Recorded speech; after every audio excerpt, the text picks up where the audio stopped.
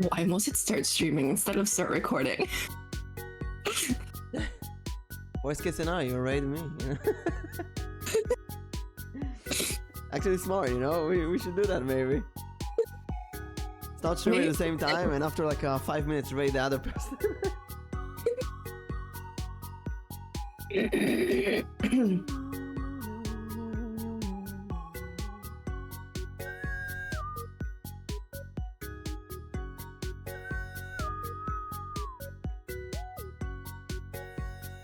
Did you see my new violin form from yesterday? I did. I was on Twitter this morning. And I was like, what? I can still see your hat. That was so funny. Had a user named I Love My Violin joined, and they asked, can you become a violin? I was like, hell yeah. Hello, Fedora. Good morning. Hello, hello. Everyone, welcome to the 19th show of Nameless vTuber podcast. Woo! Hello, everyone. Welcome in. I should probably pull up your stream. You can do it if you want to. Hey, Fedora, how are you doing? We got the classic morning scuff. We love it. Oh, it's noon. Oh, right. It's right. It's 3 p.m. Oh, my God. Oh my gosh. My times are messed up this week so much. Yesterday, because it's summer, yesterday at like 8 p.m., not 7 p.m., it was still light outside, like it's 3 p.m. And I was streaming, when I played the Binding of Isaac, I actually felt like it was 3 p.m. And I ended the stream at like 9 p.m. or something. How is it 9 p.m.? What the heck? That was so weird, out of nowhere. Summertime. Summertime being strange. Oh yeah, Nix. Oh my gosh, my drawing is still up there. It's like a window. Let's go. Nix, I think I said that last week. She drank some toothpaste, mouthwash. I choked on some mouthwash this morning. You're gonna hear her cough the whole day. Yeah, you're gonna hear me cough until like the mouthwash is out of my throat. I'll change the topic to. I'm good. Yeah. Waiting for guests. So Mimic, did you? Yeah, we're gonna talk a bit until our guest joins us. Rika is gonna join us in a bit. So Mimic, last week you said you would make three. You would make 3 TikToks. Did that happen? Oh no, I'm being put on the spot. If you go to my TikTok channel, you can see that it's empty. And oh no! Yes, I have failed the goal. You at least made the TikTok. You created the account. I made the account. Yeah. Okay. So first, I made an account. It was a big deal for me because last time I made an account, I immediately uploaded video and I got blocked. My Twitter, my TikTok account got terminated for no apparent reason. And I sent appeal, but they say that I went against terms of services, and I have no idea what I did wrong. So I read the terms of services. I still have no idea, and therefore I thought maybe, I don't know, I've heard that some people just report VTubers on TikTok. And I thought, what if I make this new account and upload videos, and it's they blocked again. So I think it was a big step for me to make another TikTok video, since I feel like, what if it's all for a waste? But it's not for waste. It's not for waste because these videos are gonna be on YouTube Shorts, and on Instagram Reels and so on.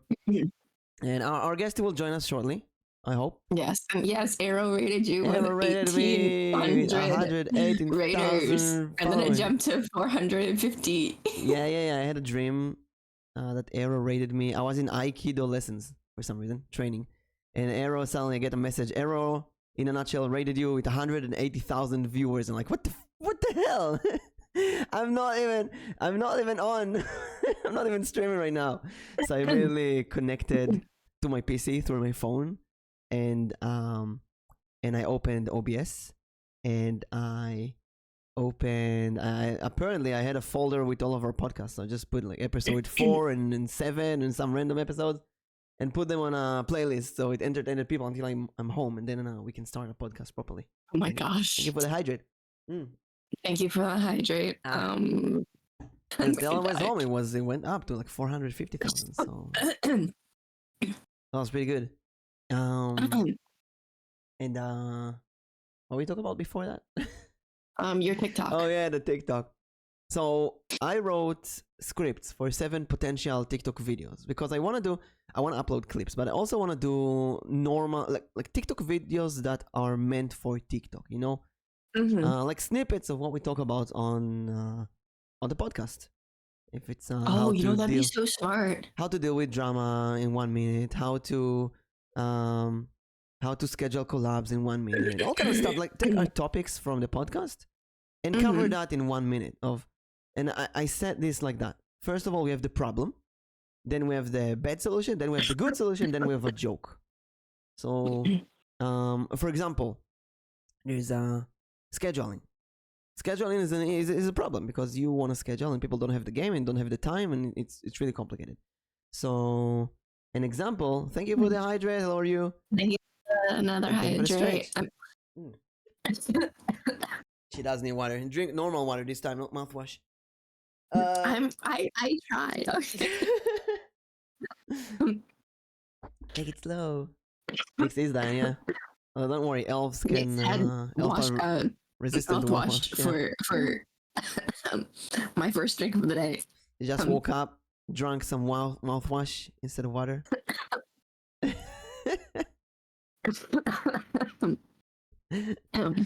can feel her pain. I know that I've got onto the call and I just started coughing. Instead of coffee, she went with coughing. Coughing. Yes. So that's the plan, to make those videos. I made some scripts, and I didn't really know if I liked the scripts or not. And then I kind of dragged it the whole week. I think I want to make 14 videos and then make a schedule. I'll make them upload twice a day. So like you have 2 videos a day and you can go all out to get some new viewers for your channel and so on. But maybe it was too much. So you think the goal of 3 was too much? Yeah. Or was it just the thought of like uploading to an account that the effort you put into an account that might get banned again? I don't know. Maybe a combination of the things.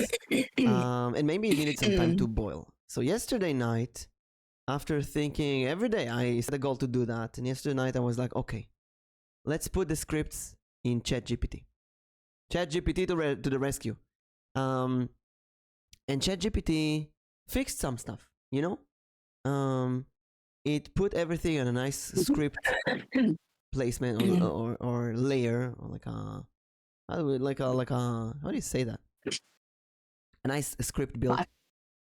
And it fixed some things that, you know, maybe it's not smart to say, made it a bit more family friendly, made things a bit more nice, more respectful, more funny. It just fixed everything.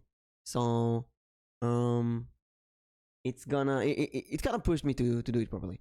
Rika is most likely asleep. We're waiting for her to get ready. She's gonna join us in a bit, hopefully. Yes. It's very early for her, so it can happen. And yeah, I got the scripts. Hopefully today, after this podcast, I am going to sit and start recording them, because everything is ready, you know. Just record the videos, edit them, and send. Not really, it's really that simple. But sometimes you have those mental barriers that you can't really control. It's easy to say that you want to do something. I have a friend, and they want to do some art commissions, but they're afraid of leaving their current job. They're afraid of going to art commissions. They're afraid of doing this, doing that. What will happen? What if people don't want my art? What if I can't make money? What if I lose my job? And so on. And I want to do tarot and writing commissions, but I have the same fears in a way. So I told that person, hey, why don't we do it together? I will look for Fiverr prices for art commissions, and you will look for Fiverr prices for writing and tarot commissions, and we can work it out together. So that could work. Maybe we'll see that. And I think it's really smart to find someone else to work on those things with you. You know, like, for example, this podcast. I don't think I could have done this by myself. Having Nix here is so much help. Just having another person that I need to work hard for. Sometimes you don't have a guest for next week, and you don't have the questions for next week or the topics, and you don't know what to do, how to do it. But then you think, Nix is working hard, she's doing it, so I gotta do it as well. Gotta do it to impress Nix. I have a partner here in this show, and it really helps. Power. Yeah, it really helps that a lot of the work is split, so that you basically get a week off after it's your week. And so it's very nice because then like you can take that time to think, who is my next guest? If I bring this guest on, what are the questions going to be? If this guest doesn't want to come on, who else will I ask? Like you get a whole week plus a couple days to like figure out your guest. Yeah. And I have this example between my D&D adventures and VTubing. I used to be on stage with some children's acts. And there were two types of plays basically. There was the solo play and there was a play with another actor. And solo play is it's a lot. It's a lot. You gotta carry all the equipment yourself. You gotta deal with the children by yourself. You gotta deal with everything by yourself. And if there's some issues, technical issues or stuff like that, you gotta deal with everything by yourself. But if you have another actor with you, they take half of the problems. If like too overwhelmed, they take a bit. You can take a small moment to rest. Too much for one person, simply yes, exactly. And although with another person the show becomes bigger, it becomes double the size, we are still stronger because we are motivated by the existence of the other person, which is really, really important. It's really hard to emphasize how much easier it becomes when you have another person to work with.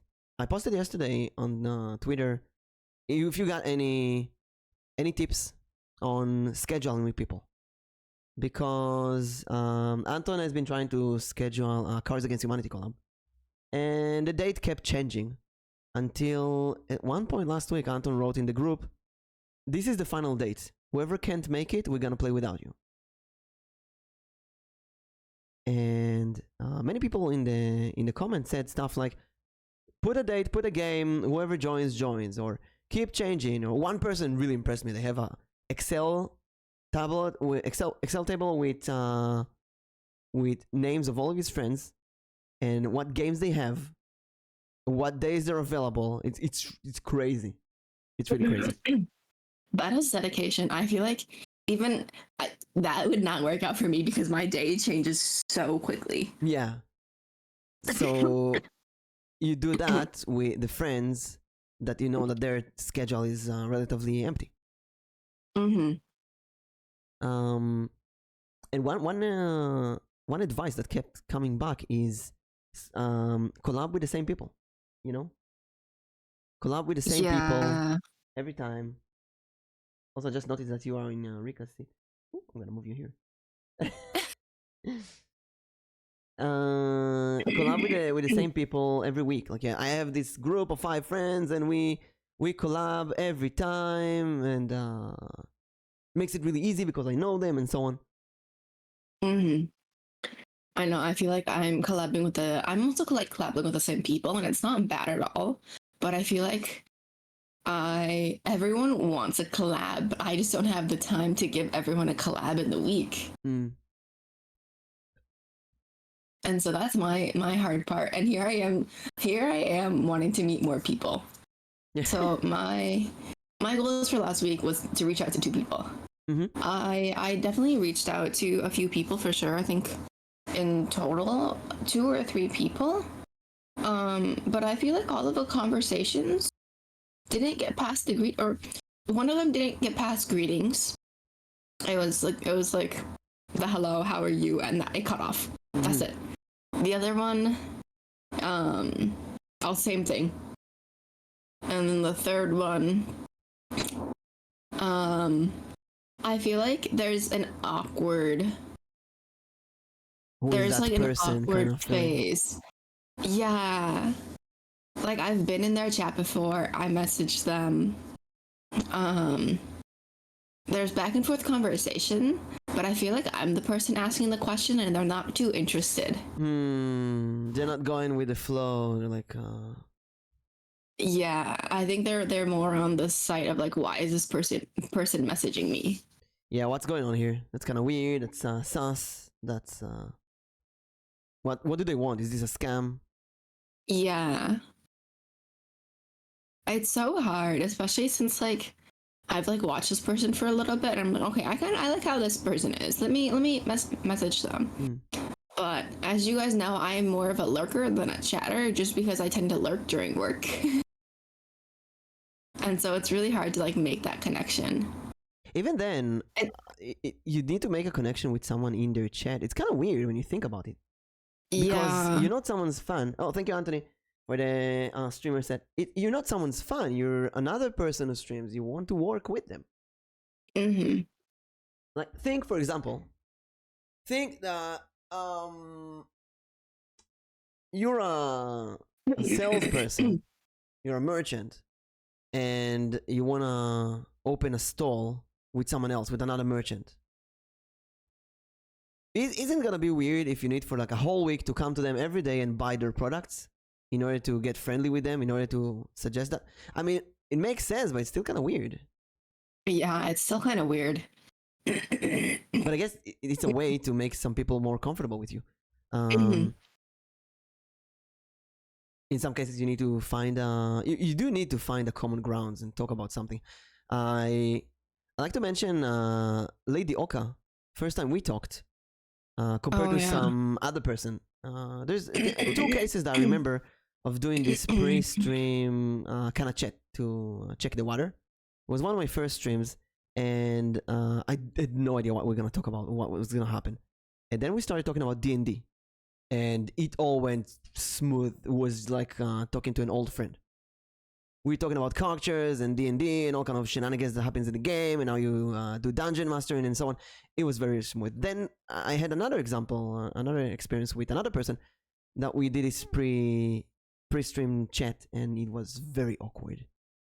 Even me, I'm very talkative, but I just, like you said, I feel like I'm asking all the questions, and every answer they give is kind of a blocking answer. Like, so how was your day? It was okay. and that's it. Yeah, that's literally how it is. And I'm just kind of like, meow. Oh no, my chat already knows what I'm talking about. And they went meow. And I don't think it's that we don't have anything to talk about. I think that the person has a very low social battery or anxiety. It's completely legit reasons, right? Maybe they don't talk to a lot of people. Maybe I don't like saying that, but maybe I look like a really, really big streamer in their eyes, and they're afraid of, who was it? Alnichi told me after the first time, before the first time we collabed, or after the first time we collabed, I think she told me that she was afraid. It was hard for her to talk to me because she was afraid that she's gonna do something that will make me hate her, and she didn't want me to hate her. And I was like, what? I have some friends like that who, at the very beginning, they were very cautious. They were very cautious when they were speaking to me because they're just kind of like, they are much smaller streamers in comparison to like what I was at the time, and so they were just kind of like, why does this person want to talk to me? Yeah, exactly. And so they were just kind of like should I be worried about something? Should I be cautious about something? Like why do they want to talk to me, a nobody? And it's like, you're not a nobody, first of all. Meow. Who was it? I think it was Pearson Scruffy, a great example, because I was like 8 months ago, I think. I contacted both of them at the same time roughly, and both of them were in hiatus at the time. And after that, I had some talks with them, and Scruffy was very, very immediate approaching, like, "Hey, so funny." So it was like talking to someone that I was always friends with. But Pisa told me that she had some worries because she thought that I'm a scammer or a bot or something, because it didn't make sense to her that someone double her followers would approach her. And that, I think she made me understand that sometimes the more followers you get, the less impressive it looks. So I feel like it's also the same way around too. Like the less followers you have, and you reach out to someone who is maybe like 100, 200 more than you, the other person might think like you're just asking them for attention. Yeah, exactly. So I There's only winning. approach people lower numbers than me, because I feel awkward approaching someone with a bigger number. I don't know, feels awkward. Would you approach someone who has about the same number? Yes. Same numbers is the easiest actually, because we're kind of like the same age, you know. Approaching someone younger than you, I mean, lower numbers than you, it feels okay because I feel like I can be their teacher. I can teach them something. I have something to contribute. But when I approach someone with higher numbers than me, it feels like, why am I contributing exactly? What? I'm only going to use them. That's how it feels like. But it's not like that. Someone with lower number who approach me, I will genuinely act the same with any other person. I will see their content, and if I like it, yeah, let's collab. It's I don't care about the numbers, but when it comes to me approaching other people, it does bother me a lot. And yeah, I feel like it doesn't make sense, you know, because you should think the other way around. You should think it's not about the numbers. You just want to hang out with cool people. it's hard with that because I think so many people have been tricked by bots that like they're so wary of like what's going on. Yeah, who is that person?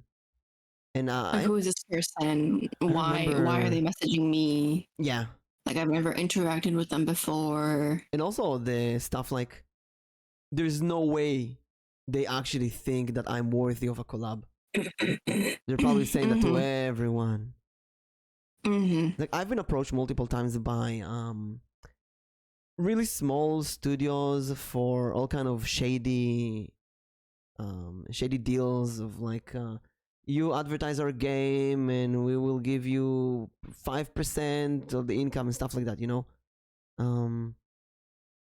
Like weird partner deals. And it's understandable why people would think something like, who is that person? Is it another shady person? What do they want with me? And so on.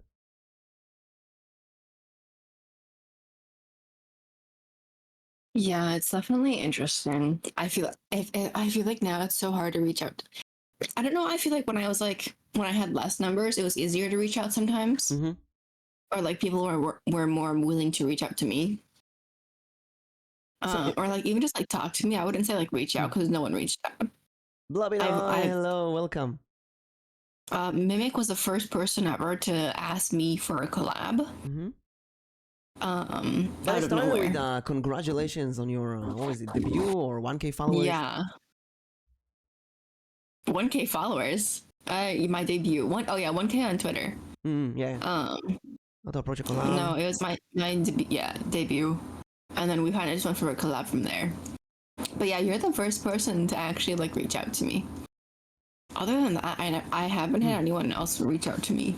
That's a good question. How to? Hey, Bunny, you're not late. You're just in time. Oh, wait, anybody? Never late. Bunny Bunny has a question for us on Twitter. Let me check I did see that.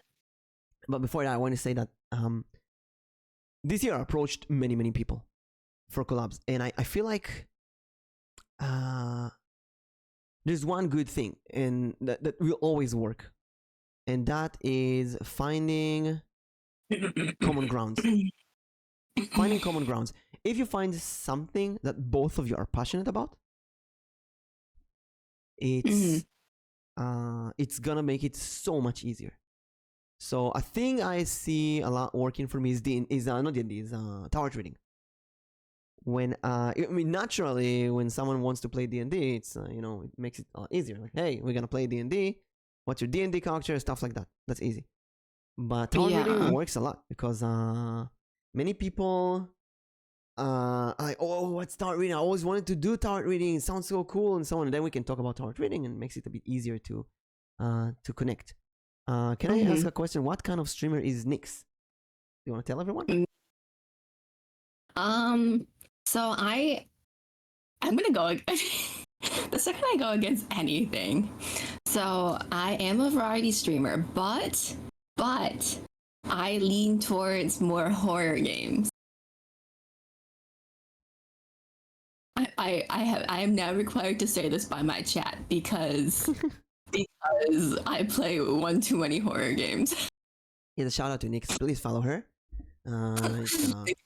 Every week we change channel. 1 week it's on my channel. Next week it's gonna be on Nyx's channel. Pay to scare self. Exactly. Love watching other people do horror stuff. And I already follow her. Oh, perfect. That was Bad Mojo, by the way. Nyx did a competition of Bad Mojo with Miu. And it was like brain churning. I didn't realize how much of like a puzzle game it was. It is a puzzle game. Hey, Digi-chan, good morning. It's a puzzle horror game, and it's mostly I didn't exploration. really find it a horror game. It's a I think the horror comes horror. from the. I think the psychological horror comes from people who don't like cockroaches. I literally called it cute. Yeah, it's mostly being abandoned in this weird world where everything can kill you and a lot of bugs and roaches. Also, it's 1996. They didn't do a lot of good horror, They were very limited in what they can do. Yeah, they actually did pretty well for that, honestly, for 1996. Yeah, there are some jump scares even. I played it with Arrow this week, and he completed the game in 3.5 hours. Oh my gosh, we couldn't even get that. Well, he did get. I was in voice chat with him, so I gave him a lot of hints. Oh, that's true. And you two, I was just in chat and kind of let you figure things out on your own. It was a really funny scene. Both of them at the same. I watched both of them at the same time on multi-Twitch, and they were most of the time at the same place. It was kind of funny. Even when they go to different places, they would come to the same place at the same time. It was crazy. And there was a moment on radio that they met another roach just walking around, and I thought, wait, did they just meet each other? That's impossible. What's going on here? It was so funny. And then there was a moment where both of them went to the menu and clicked new game at the same time, and I have no idea why. It was like, oh no, we went to the menu. Well, we can't leave the menu, so we gotta click new game. Why? I accidentally clicked the space button, and I said, don't click the space button. And she clicks the space button after I say it, and she's like, I know you just said it, but I still clicked it. And then there's nothing wrong with the space button, it's just a menu. But they treated the menu like it's game over, like it just destroyed the game. We did. How do you do that? You never play a game. I told everyone, it felt to me like watching two toddlers play for the first time. It was really funny. The moment, and I was talking to people after stream about this, the moment where you were just kind of like, no, go right more, no, go right, no, go left. I could tell that you were just sitting there holding your head, screaming at your laptop. Because there was a small delay and... I could just hear it. I was like, Mimic's blood pressure is going through the roof. I was laughing so much. It was so funny. Also, it was Miu, so great. Nyx had fun, seemingly, but Miu was molding. I don't know if she's gonna play the second half. Yeah, I don't know. Especially since like the second half, she couldn't find the baby cockroach because it moved. Oh yeah. Oh my god! I saw her go to the kitchen in the VOD, and she passed through the baby cockroach twice and didn't see it. It's in the entrance of the kitchen. In case you die, you can easily get to it. You don't have to do everything. Oh my gosh. And she sees it on the floor went. spinning, and it just passes on it like, where? She goes all the way. Ah, She had a mission to get back to yeah. the other spot. She But had a mission. those games, they made them intentionally vague and hard, so you'll have it for longer. You'll have the game for a lot of time. You can play it for a whole year or a few months without buying a new game. There weren't a lot of games back then.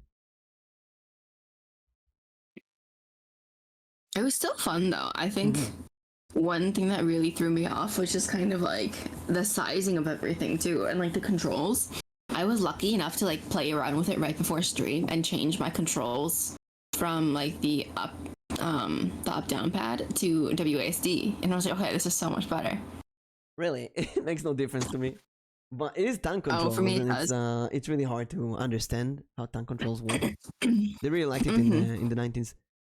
There's some 3D games with tank controls, which is horrible. And for a roach, it's kind of funny because it's you actually, it looks like an actual roach walking around, daddling over and trying to figure out where to go. And it's an open world game. You can go anywhere basically. So it's very overwhelming at first. It's fun though. And there's a really cool puzzle with the numbers that Mew found. I think you skipped it for a moment because you need it for later. Yeah. And there's, I think, 6 or 7 ways to solve it. Really? Yeah, because you can sit down and calculate the numbers and solve it that way, but nobody likes to do math. The answer is written all over the place. It's in like 6 or 7 different places in the game. Oh. So when Arrow reached that, I was like, I wanted him to find it on his own. So I was like, where did he see numbers and so on? And he goes to numbers and he looks at them and like, no, it's not here. And he goes to another place and I'm like smack in my face. And there was a moment after he found the numbers. I was like, by the way, Arrow, you took a screenshot earlier, right? Of some numbers. He's like, yeah, look at them. He's like, you could have told me. It's amazing how easy it is to miss stuff that are in front of your face, under your nose. Oh yeah, for sure. I feel like it happens so often because like you're looking for a specific thing, but because you can't find that specific one thing. Yeah, you have expectations. You kind of just keep on going. You had a weird comment on one of my shorts. I don't know how to respond to that. Give us the comment. We'll see. But yeah, going back to streaming and VTubing, I think this concept of expectations is something that might explain those kind of interactions. So when you go and interact with new people, they expect something, and they think that you're coming to them for some kind of expectation. Yeah, you're gonna use them. You need something from them. Maybe there's the negativity against male VTubers recently. Violin, hello. No, you're just in time. It's okay. Our guest is a bit late as well, so it's completely okay. So I think there's some expectations regarding that. But if you figure out a common grounds between the two people, it's gonna make it easier. So for example, I love my violin. Joined my stream yesterday. And we immediately started talking about violin. Now, because the name I Love Violin kind of gave me the hint that they play a violin, right? And I tried playing the violin once. My brother played a bit of the violin, so I felt like there's some connection. Talking about approaching people for collabs, I feel like the most important thing is to, as soon as possible, find something that you both share. If it's a game that you like, geography, location, languages, anything really, any hobby that you share. You can even go to their Twitter or Twitch or Discord and see what they like. If they, let's say, posted about D&D, like, hey, I'm doing D&D or stuff like that. And sometimes it's the talk after a raid. So there's a VTuber recently that I raided, and I wanted to approach them for a while. but they didn't read my DMs. And I think they didn't read my DMs because they're a bit bigger than me. They're very popular. It's a cute girl, with a cute model, and she probably gets tens of messages every day, and she's not gonna answer everyone. So I rated her, and she asked, "What were you doing?" And I rated her while she was playing Dredge, and I played Dredge myself, and I love Dredge. So I asked her how's Dredge, and I said she loves Dredge as well. So I said, "Oh, Dredge is a great game. I loved it so much. What do you think about that part and that part and so on?" We started talking about that game that we both like, and I know she likes the game because she's playing the last parts of it. And then she asked me what I've been doing, and I said, "Oh, I've been writing my 10th book." And obviously, you gotta be careful not to do self-publish, not to do self-promotion. Like, "Oh yeah, I'm writing my book. Here's my next time I'm gonna write. Here's my link," and so on. Of course not. But she asked, "Oh, where can we find your books?" And I was like, "It's digital books." I didn't want to put a link because that's really rude, But when I was like, "Yeah, I'm writing my books. I did keyboard ASMR and so on," apparently she really likes books and she also wants to write. So we found a connection, and we kind of talked about that. And then it was like, "Okay, I gotta go. Thank you so much. I'll be lurking," and so on.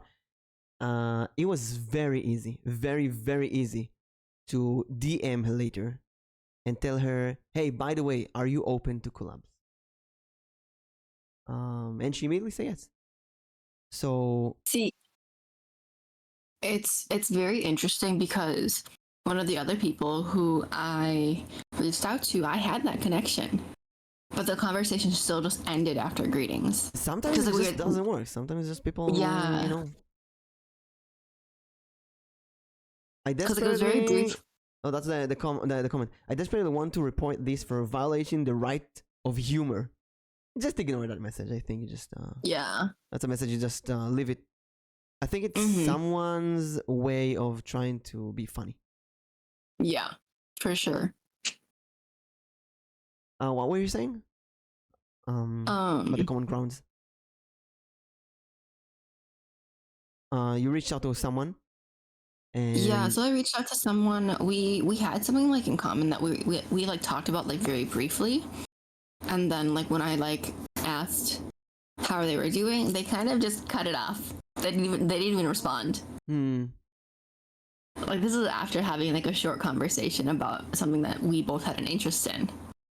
So here's another option. Could be that they're just not good with talking with people. Could be that they were not really interested in that thing, but they were nice. This happens to me a lot with D&D. If someone is interested in D&D, genuinely interested, they will start talking about their campaign, their session, their characters. If it's someone who's not interested in D&D, but they don't want to insult you, I find them would talk like you, to be honest. They're like, "Oh yeah, I always wanted to try D&D. Oh yeah, it sounds good, but you're not really interested in playing D&D. It's like it's something like nerds do. It's like not your thing." But you will never say something like, "Oh no, D&D is not my thing," because you're a nice person. And by the way, here's a good way to know that Nix is not interested in D&D. She had many opportunities to join my D&D campaigns, and she didn't. That's it. That's the thing. Judge people by their actions. If someone is saying something that you're gonna do, but you're not doing it, they probably don't want to do it.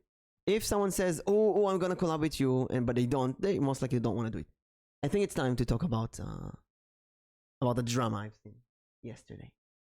I will say I do want to join at least one D&D campaign, but the only thing for me is because it's a commitment with multiple people around the same time. That's the hard part for me because my week fluctuates every single week, and so I can't, unless it's like at a time that everyone can be awake for and you can guarantee they're going to be there. That's the issue. It's so you hard. Can never guarantee that people will be there. Scheduling is really hard. So hard. People. What I do in those kind of cases, I take the time that you're available, and then I post in my server, "Hey, we're gonna make a D&D session in that time and date. Who wants to join?" Mm. And then we got some people. Unfortunately, even then, some people will cancel at the last moment. 50% roughly. It's just how it is. Yeah, that's just how it is. So this is just my question to you. How do you deal with a campaign where it's only one or two people? So I never do campaigns of one or two people. I do one shots, and we do a small session. I can do D&D with one person. I've done it before. It's one-on-one. It's like a conversation with. I'll give you an example right now. You in a forest. You see a well. There's a bucket in there. You're very thirsty, but you see some blood on the edge of the well. What are you doing? Walk away. You walk away and you die from thirst. The end. What? See, that's kind of D&D. Now, that's the basics of D&D. It's a decision-making game. Now, obviously, in a real session that needs to be like 3 hours, you're not gonna die instantly. You're gonna meet wolves or some person, or all the hunters like, hey, let me help you. I'll get you to my shack if you follow me and raid me later. I love my value. You want a kiss? I love you. Mwah! Here's a kiss from Nyx as well.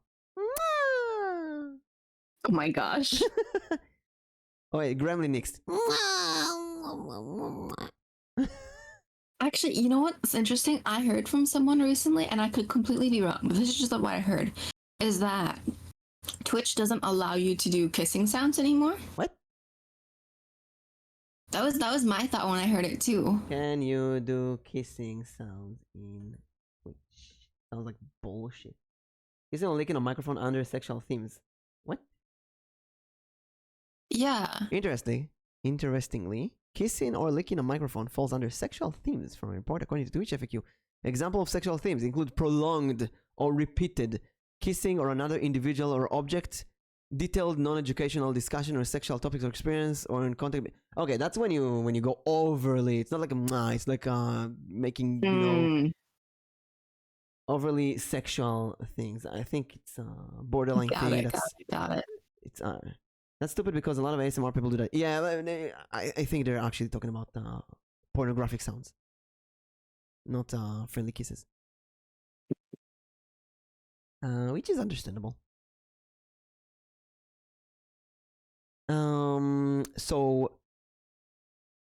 So that was about D&D, and you can do D&D with two people as well, but it won't be a campaign. I think for me it'd be a lot easier to do it with like one other person, because then it's much easier to schedule than with like 4 other people. Yeah, well, you can do it like, let's say you and Quinn, for example, is an option, or we can get you Not and me turning around. Quinn, or we can get you and False, for example, or anyone that you really trust. You want to be there, just make that. That's true. And we just do something special for the two of you. And that works. But usually I don't do campaigns. I do one shots. We do one session, that's one story, and that's it. If you really like it, we can talk about campaigns. Even the campaigns I'm doing right now, it's once every 2 weeks or so, and only then we make sure that everyone can make it, because it's really hard to schedule whatever you make. If it's a Fall Guys collab or a not Jumping Jacks, Jackbox. If it's a Jackbox collab, it's collab with a lot of people. What Jumping Jacks? You want Jumping Jacks? You want Jumping Jacks? You're 1000 Jumping Jacks? I did, yeah, in D&D. Oh my gosh. So every collab with a lot of people is gonna be hard, and people will cancel. But slowly you get those people that you can going back to the post on Twitter I did asking for schedule tips. Someone said over time, whether you want it or not, you will start marking people as reliable and non-reliable. So there's people who will always be there, and there's people who will always cancel. And then there's people who will cancel because of genuine reasons. And they will ask for forgiveness, apologize, and reschedule next time. That's completely fair. But then there's people who will reschedule and cancel next time again and again and again and again. And How many times do you need someone to cancel a schedule until you mark them as non-reliable? Mm-hmm. Because Nick, I think you never cancel a schedule with me even once, which is pretty amazing. I don't think I've ever canceled a collab with anyone. I think I've always tried to find a way around it.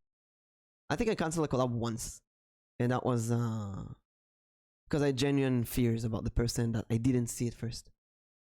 I've definitely had people like cancel collabs with me, but I was never the person to be like, hey, can we cancel our collab because I can't do this. Like, I've always found my way around it. Always make a way to do it. That's like, or is the person reliable and shows up to work, or unreliable and always calls out? Yeah, exactly like real work. Yeah. And there's a lot of people out there. There's a lot of people out there, so it's completely easy to find someone else. One thing too is like the comparison is like, is the person reliable, shows up to work, or is unreliable and calls out. I think when it comes to work, that's something you're required to go into every single day. Whereas like a collab, you could easily just be like, hey, I can't make it. Let's do it another week. Yeah, but like there's a lot less. You know how rarely I hear the second part, the let's do it another week. It's usually I can't make it and that's it.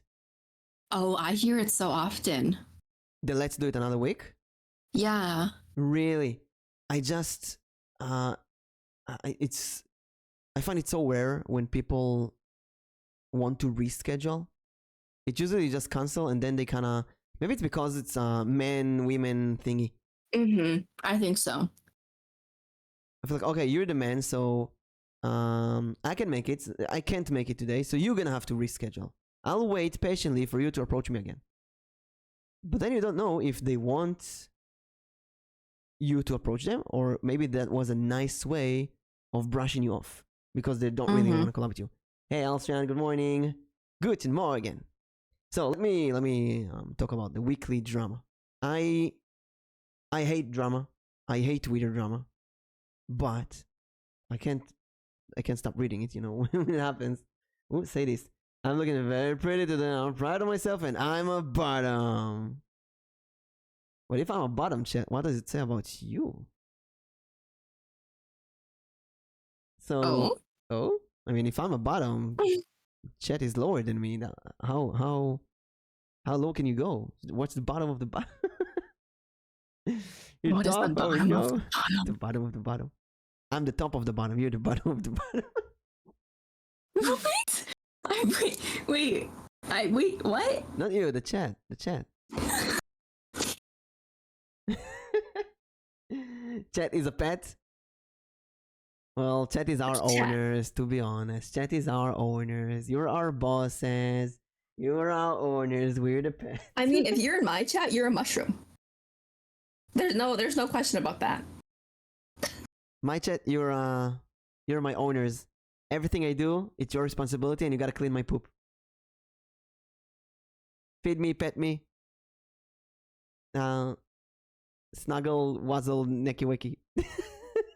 So if that makes you a pet, what does that make Messi? She's a pet's pet. Oh my gosh. Every pet has a pet, you know. Every pet has a pet. Messi's pet is all the things she kills on her daily route. Please no. Please no. Sorry, Alstrian. You have to. Take care of me, daddy. Anyway, here's the thing. I saw a drama yesterday. A tweeted drama, the weekly tweeted drama. And surprise, surprise, a guy and a girl who used to be very, very, very flirty with each other suddenly post a tweet longer each one, blaming the other person for doing some stuff without their consent. And like, that person sent me pictures without my consent, and no, that person gave me consent. They kept doing moves on me and showing interest and so on. It was a mess. Now, the hardest part to read is the quote retweets. For example, you see a post with 1 million views and 1,000 quote retweets and no normal retweets. and almost no comments. Just court retreats. You know, there's a bad sign. If you go to the court retreats, you can see how they butcher that person. Like, oh, look at this. You're just not looking for attention. You're just looking to cancel someone. So, as usual, the names were very familiar to me. So I went to my DMs, and I saw that half a year ago, I actually talked with one of the persons in that, and we kind of planned a collab. I wanted to collab with them. They were telling me on stream. I went to their stream and they're like, "Oh, that's Mimic. Hello. When are we playing a game together? When we collab?" Did that ever happen to you?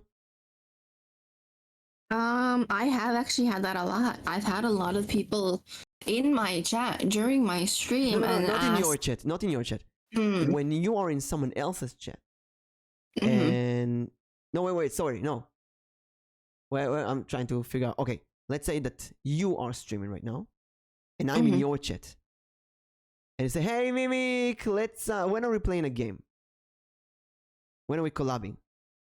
Do you mean that, or is it something you say because you want to be nice and friendly, but you don't really want to collab with? I've done that before actually. Why is that?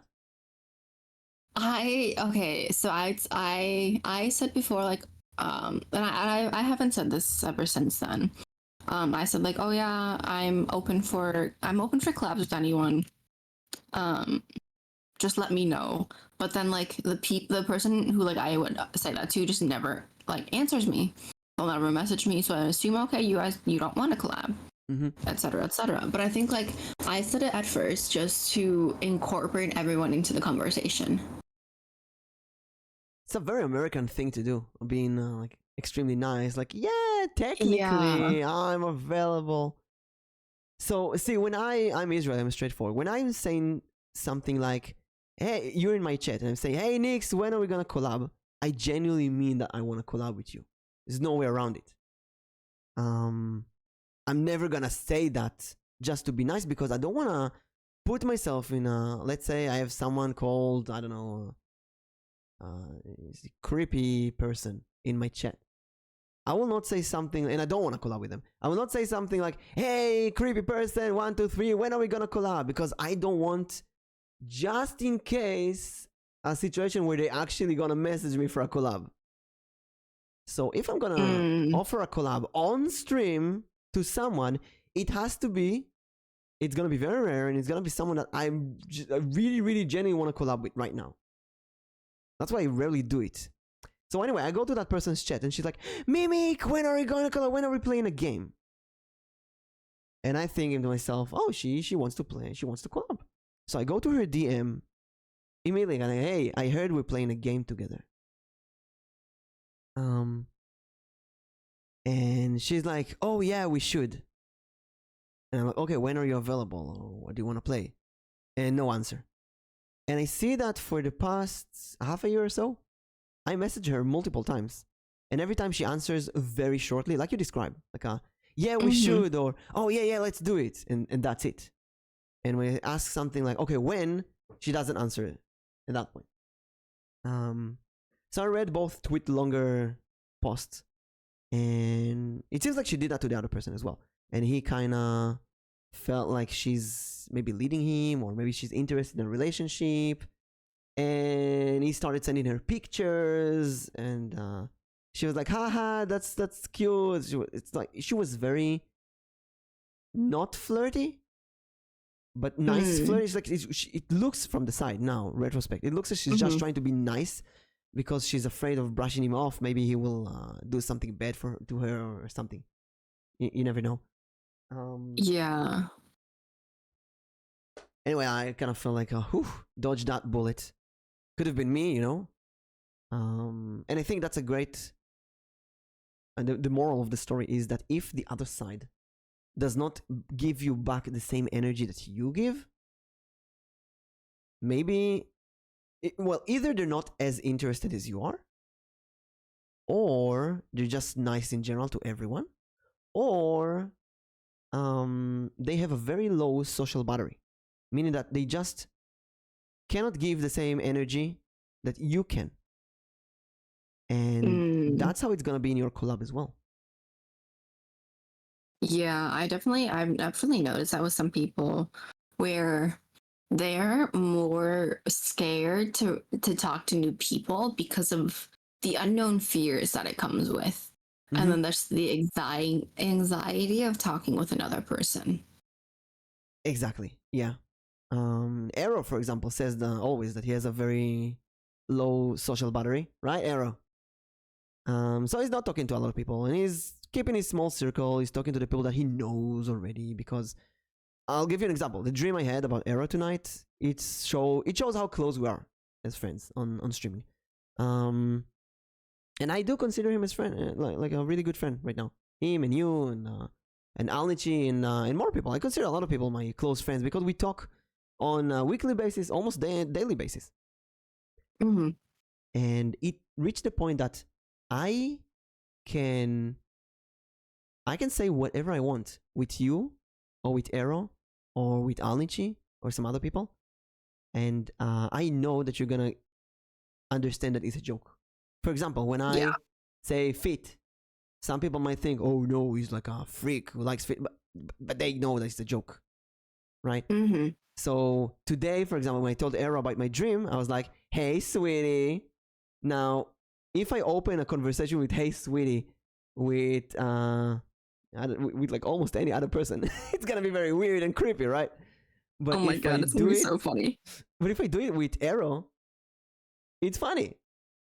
He knows that it's funny. So some people are just not in that state of mind. Some people will need more time to reach that state of mind. Some people, thank you for the hydrate and stretch. Some people, unfortunately, will give you the feeling like they are in that state of mind, but they are not. Yeah. And like they because they want you to feel as if like hey, sweetie big bro. you're oh my gosh, you're giving them like that momentary attention, and now you can just get all the attention from them. Oh my gosh. I try to keep up with my wonderful friends, but it's hard. Yeah. When you have more and more people to contact with, it's really hard to keep in touch with everyone. And I will say that in the name of all guys, I think Alstrian and Arrow know what I'm talking about. It's harder when you're a guy because you don't know who wants you to contact them and who would rather you stay the hell away. You never know that. People want to be the perfect ideal person when they are not ready for it. Yeah, exactly. I'm done for shenanigans. Oh wait, we got the question from Bunny. What do you do if you had no filter? Talking about personal filters, saying "Hey, sweetie," that's kind of a personal filter, right? What do you do if you have no filter but didn't realize it and can't control it? Or if you are like an oblivious person but don't mean to say mean things or forget to say certain things that other people ask you to say? I stretched and hydrated as well. Don't worry. Personal filters. Actually, there's two VTubers that I really, really love. I won't say their names, but I love collabing with them. I've collabed with them multiple times this year, and they're just two adorables. Both of them have autism. Now, I cannot speak about autism. I'm like the last person, but something that both of them told me is that because of their autism, it's very hard for them to know when they talk about people what is okay to say and what is not okay to say. And I don't have autism, but I still feel that. Honestly, sometimes I ask myself, maybe I do have some autism. I don't know, because I'm so self-conscious about, did I say something that's okay? Did I say something that's wrong? Did they misunderstand me? I think that's more of just like I think it's more of you're trying to adapt to other people's I want to say cultures, but that's not always the case. But it's also cultures. Like, it's also cultures. Yeah, because that's very similar to how it is in the US. Like, if there's two things within, like, in the States. Like, you either make someone upset about you and you don't care, or you make them upset and then you're just kind of like, what did I do? How do I make this right? What should I do? Etc. etc. This makes me anxious just to listen to this. It's bad, but that's just kind of how it is. So I wouldn't say like it has anything to do with autism. I think it has to do with like the culture you're from. Like, is your culture known for like being very apologetic? Is your culture very known for making people mad and not giving a care in the world? Yeah, these are from very different cultures. But if you're talking about cultures, Austrian, for example, is German. I feel like I can say anything with him and it's gonna be okay. He will first and foremost assume it's a joke. No matter what I say. Let's say I'm gonna say the worst thing, like a serious insult, he will first and foremost think that it's a joke. There's no possible way that someone is gonna write something bad. It's just, there's no way, because it's genuine good person. And Arrow is the same with Portuguese, and I think that Arrow's Portuguese gang is the same. And I have some German followers recently who give me the same vibe. But there are other cultures that give you like the vibe that, oh no, you said something that's wrong, I gotta be insulted now. Yeah, my friend is like that. He has autism, and I feel like I have to be careful what I say, as I can easily hurt his feelings. Very straightforward and blunt. And when I say to my friends, it's just normal, if that makes sense. Yeah. It's only things that I heard from my friends with autism, and I only got exposed to people with autism in vTubing. I'm glad.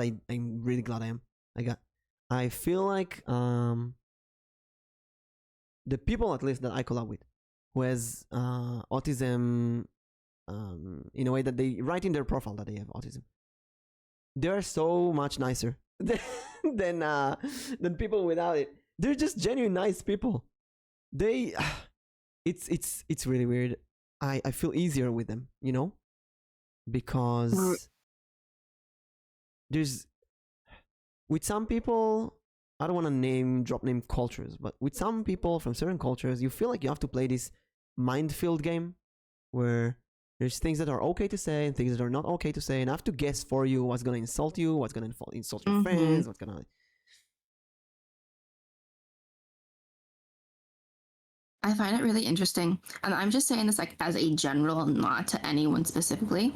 I actually find it so hard to get to know people who are really, really, really nice, really outgoing, really sweet.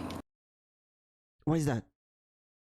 And this is how I am IRL too. Is like I find people who are super overly nice so hard to approach, because I feel like it's gonna sound bad, but I feel like they're hiding something behind like all of that joy and happiness, like that they don't want other people to see. It's like a facade. Yeah, they're not genuine. Something is hidden there. Yeah, because like I feel like, I'm not saying like it's impossible to be overly happy, but I feel like sometimes people are almost only overly happy and you never see their bad side. Oh, I had something. Really, I forgot. Yeah, keep going. And it's like some of my friends have asked me like, oh, why don't you talk to that person? I'm just like, I am intimidated by them because they're way too happy and happy-go-lucky. I see. And they're just like, why is that? I've never heard that before. I'm just like, I don't know. I think it's just a sense of like, they're so overly happy that it doesn't seem right. It doesn't seem right. I tend to like flock to people who look scary looking but are actually a teddy bear. God says from saying get wrecked to silence after we finish playing. Why? Not being used to talking people is hard and difficult. I see what you mean. Silence is a great example. Silence is one of those people who, like Alsran, in a way. You can say whatever you want to Silence. He'll be okay with it. He's very straightforward. So if you say get wrecked to Silence, he's gonna just say get wrecked in return. He's it's normal Makes for them. sense. One of the things Yeah. I hear German hate about American tourists, I feel it's really hard for me to collab with Americans sometimes. Some of my best friends are American, but sometimes I find it really, really hard. Really depends on where you are from America. Obviously, it's a big place. Hmm. But Australians or Canadians, for example, I don't have those issues. Europeans, it really depends on the country. Let's put some numbers in. The richer the country, the harder it is to collab. You think so? I don't know. Well, it depends on many things. Like Israel is pretty rich, and it's really easy for me to collab with Israelis. I don't know. Listen, I feel like Maybe because you're trying to grasp everything possible. I'm trying to make sense of things. But you can't make sense of that. We don't have statistics. You can't. Sometimes it's like It's this, so sometimes like hard. that. Like Salix is an American, he's completely fine, he's chill, and I don't know. I got some European friends who are very chill, some European friends who give the feeling of that facade, you know? Yeah. Might I'm like, be it's normal. being scolded a lot before. Could be. Man wasn't even allowed to put sugar in tea. Oof. Yeah, What? it's also the thing about VTubers. We hide our faces, right? Some of us have experienced some bad stuff, and we got some traumas, and maybe one of the trauma is most likely related to interpersonal relationships with other people. Oh, 100%. And then you think, what's allowed, what's not allowed, what's okay, what's not okay. I feel like it gets really hard right there because so many people go through different experiences, and something that might be a common conversation might be something that just makes them really uncomfortable, really upset. Mm-hmm. It's so hard. Used to be by myself all the time. Yeah, and when you're by yourself a lot, you don't speak with people a lot. I have a lot of friends in real life, and I used to meet them every week before streaming. Now a bit less, but we still meet every once in a while. So I'm used to talking with people, but I'm not used to talking with people on the internet. I'm not used to talking with internet people. When I played online games, I was always using just text. I was kind of afraid of going to voice chat in Discord. And I think when I collabed with Miu a year ago for the first time, Miu was my first collab. We went into a voice chat and it was so weird. It was like, I'm talking to another person from another place. It's not text anymore. It's not just a robot. It's a real person out there. It gives this feeling of commitment. Now you gotta actually talk to the person. You gotta have a relationship in a way. And there's gonna be consequences in the relationship. If you're nice, you will get rewards. If you're creepy, you will get a punishment. And suddenly, it's not just fun and games. Suddenly, it's real. And I think many people in VTubing, although they give that feeling from their avatar or their Twitter post or their streams, they give the feeling like they're okay with it and ready. In fact, they're not ready. Like Era said, they think they're ready, but in real time, they're like, never mind. Yeah, I think that's where it's really hard. Because, like, they can think that they're ready and everything. They get to it. And that also could be why so many people, like, cancel collabs. Is because, like... Nix. We lost Nix. Completely normal internet day. In the Elven Mountains. I'll use that time to make a disclaimer. Rika is not. We're not talking about Rika here. I thought it might sound like we're talking about Rika. No. Rika is probably oversleeping right now. It's completely normal. It's very early for her. And she woke up very early this week for another collab, for the Uno collab. I know that Rika is not the type to cancel, so that's completely okay. You gotta use your past experiences with people. Rika, we collabed a few times, she didn't cancel. So I know that today is gonna be special. But if it's someone that you never collabed before, and they pull something like that, that's gonna be very odd. I had someone that in our first collab ever, she was late by 4 hours, and she gave all kind of excuses like my internet and isn't working and stuff like that. And it's kind of, you feel when people lie to you, you know? You feel that, you can feel when people lie. 4 hours. Yeah, it is an entire stream, yes. And I waited for her for 2 hours. Then she said, okay, I'm coming, you can start the stream, I'll join you in a bit. So I started my stream, and I waited on stream for 2 freaking hours.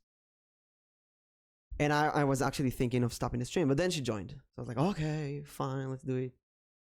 Oh, Nick's actually done for. Nix?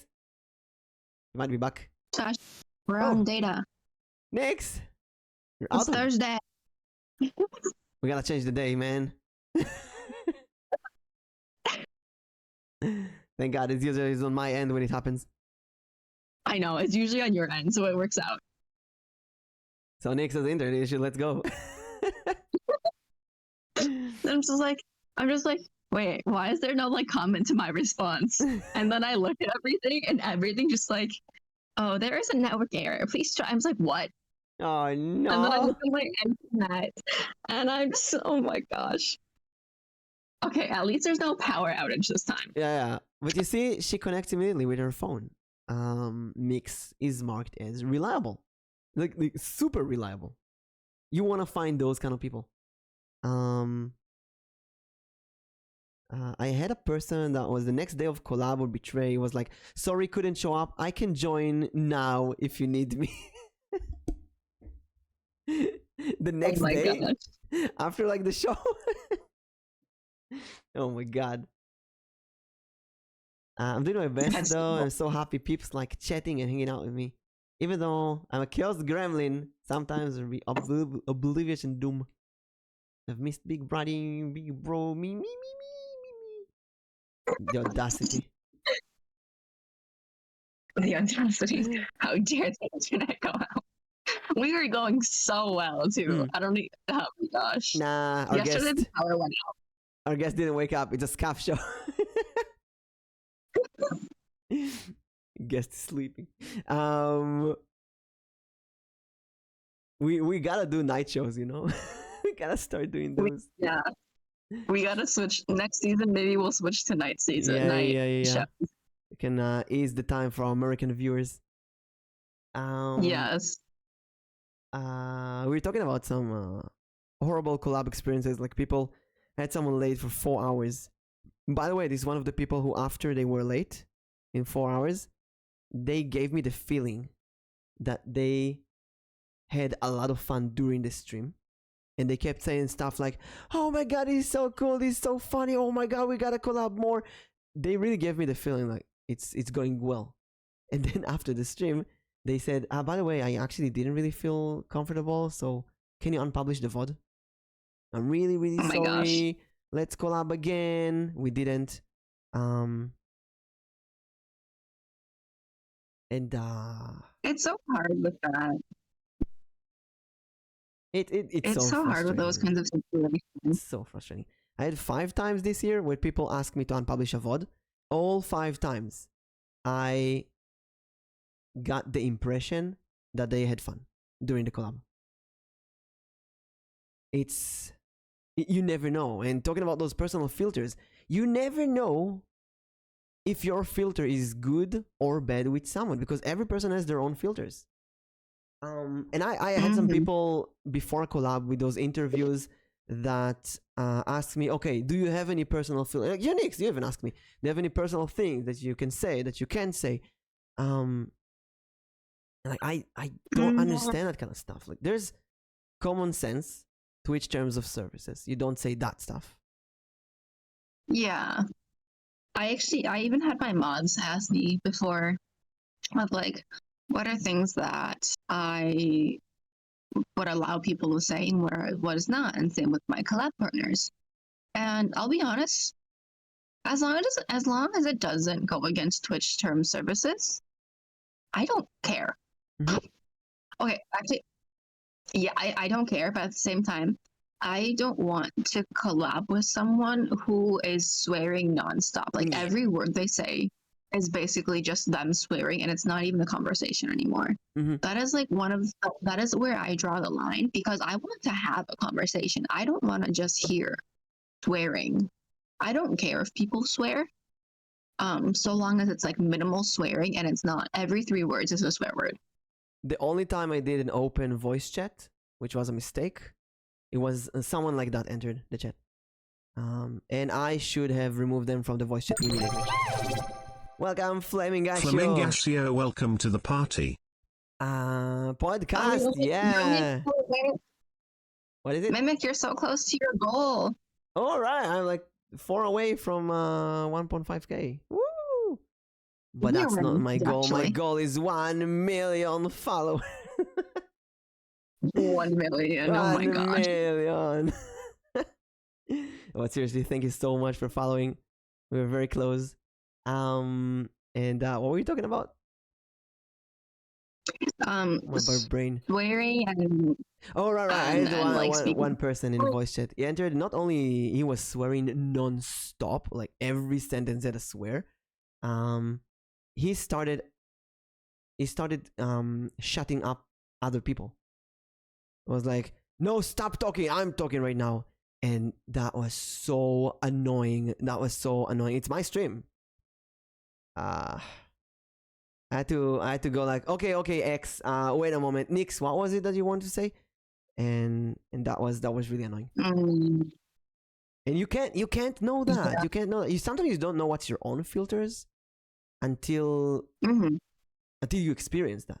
For example, Nix, you say that you don't care about anything, but let's say someone collabs with you, and he's the nicest person, but he calls you babe. Hey babe, look at that babe. Hey babe, or baby girl. What do you think, baby girl? Would you be okay with that? Probably not, but I'd probably address it after stream. But it's something that you didn't think of until it happens. Yeah. So it's like energy. I just like, I can't imagine someone doing it. I think that's the thing. It happens. It happens. I've seen. You know what? You know what I think I'd do? I'd actually turn it into a joke. I'd say, "Oh, when did I become yours, huh? I think you have to go ask a certain person over here." I think I would make it into a joke and see where it goes first, and if it continues, then I'd like try to play off of that into another joke that I have in mind. Playing off with that as a joke is brilliant. I would say stuff. Excuse me, baby girl. I'll put a stop to it. You will refer to me as my queen. What do you mean, baby girl? Wi-Fi back. Wi-Fi back. Let's go. Wait, I now have an issue. 4K. Hold on. Oh no. What? I can hear you. We can hear you. Oh no. High quality Oh, mix. no, Goes. Oh no. Oh no.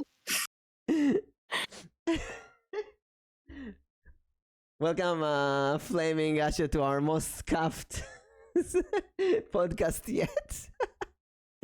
It's great that it took us 19 episodes to reach that level. Look at Nick's flickering. She's like a blinking dog right now. A blinking elf goes up and down, you know. Nix!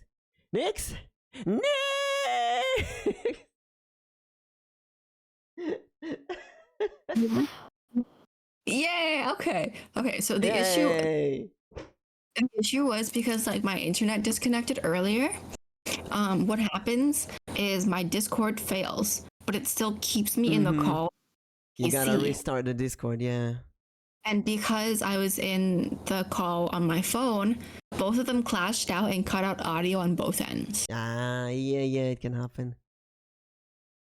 But look at you solve that. That's a thing really important with working with someone else. If you have any kind of issues, one person can deal with the issues in the background while the other person keeps the entertainment.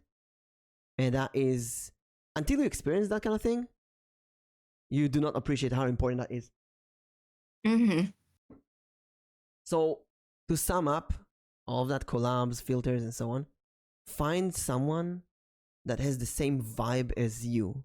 And you will find out because you will talk with them nonstop. And ask them for a weekly collab or something. Another thing I felt really good, if you don't have anything common between the two of you, like Nix and I, first time we started talking about tarot cards, I think, right? Yeah. If you don't have anything common, talk about a bad experience, like drama that you both had. If you can reach that, like, hey, by the way, no, you don't want it to sound like a venting, right? But I kind of spot when people talk about a bad experience, like, man, I had this user who told me to do this and that. And then after the stream, I would ask, hey, can you tell me about that experience? Because something very similar happened to me and I want to learn from that. And then they tell me about their bad experience and I tell them about my bad experiences. And we kind of share this moment of we know about each other a bit more. And it gives that feeling like you're a normal person. You're a human.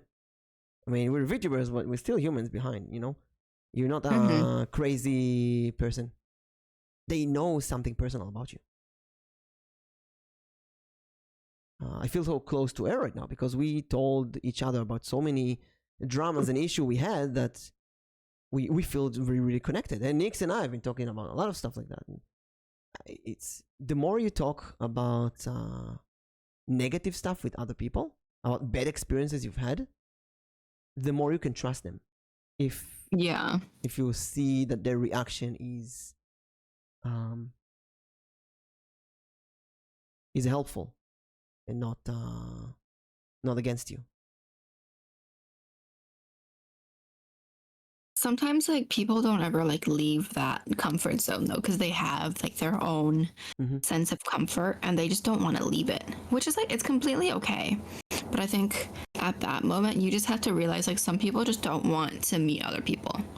They would rather just stay in their small little circle. Or I'll be a bit cruel, they want to but they don't know how, and they would really like for someone else to do it for them.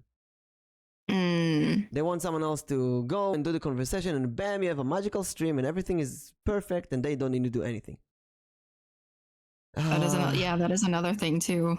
Yeah, but I don't want to do double the work. Yeah. Especially when we don't imagine having to do all the work with this. It happened to me before when I had to do a stream where I'm doing everything. I'm choosing the schedule, I'm choosing the game. Every time they say no, I have to choose something else. And during the stream, they barely speak. I have to speak by myself. I have to kind of force them to speak by asking all kinds of questions. And you feel like they're uncomfortable, but they want to stream, but they don't know how.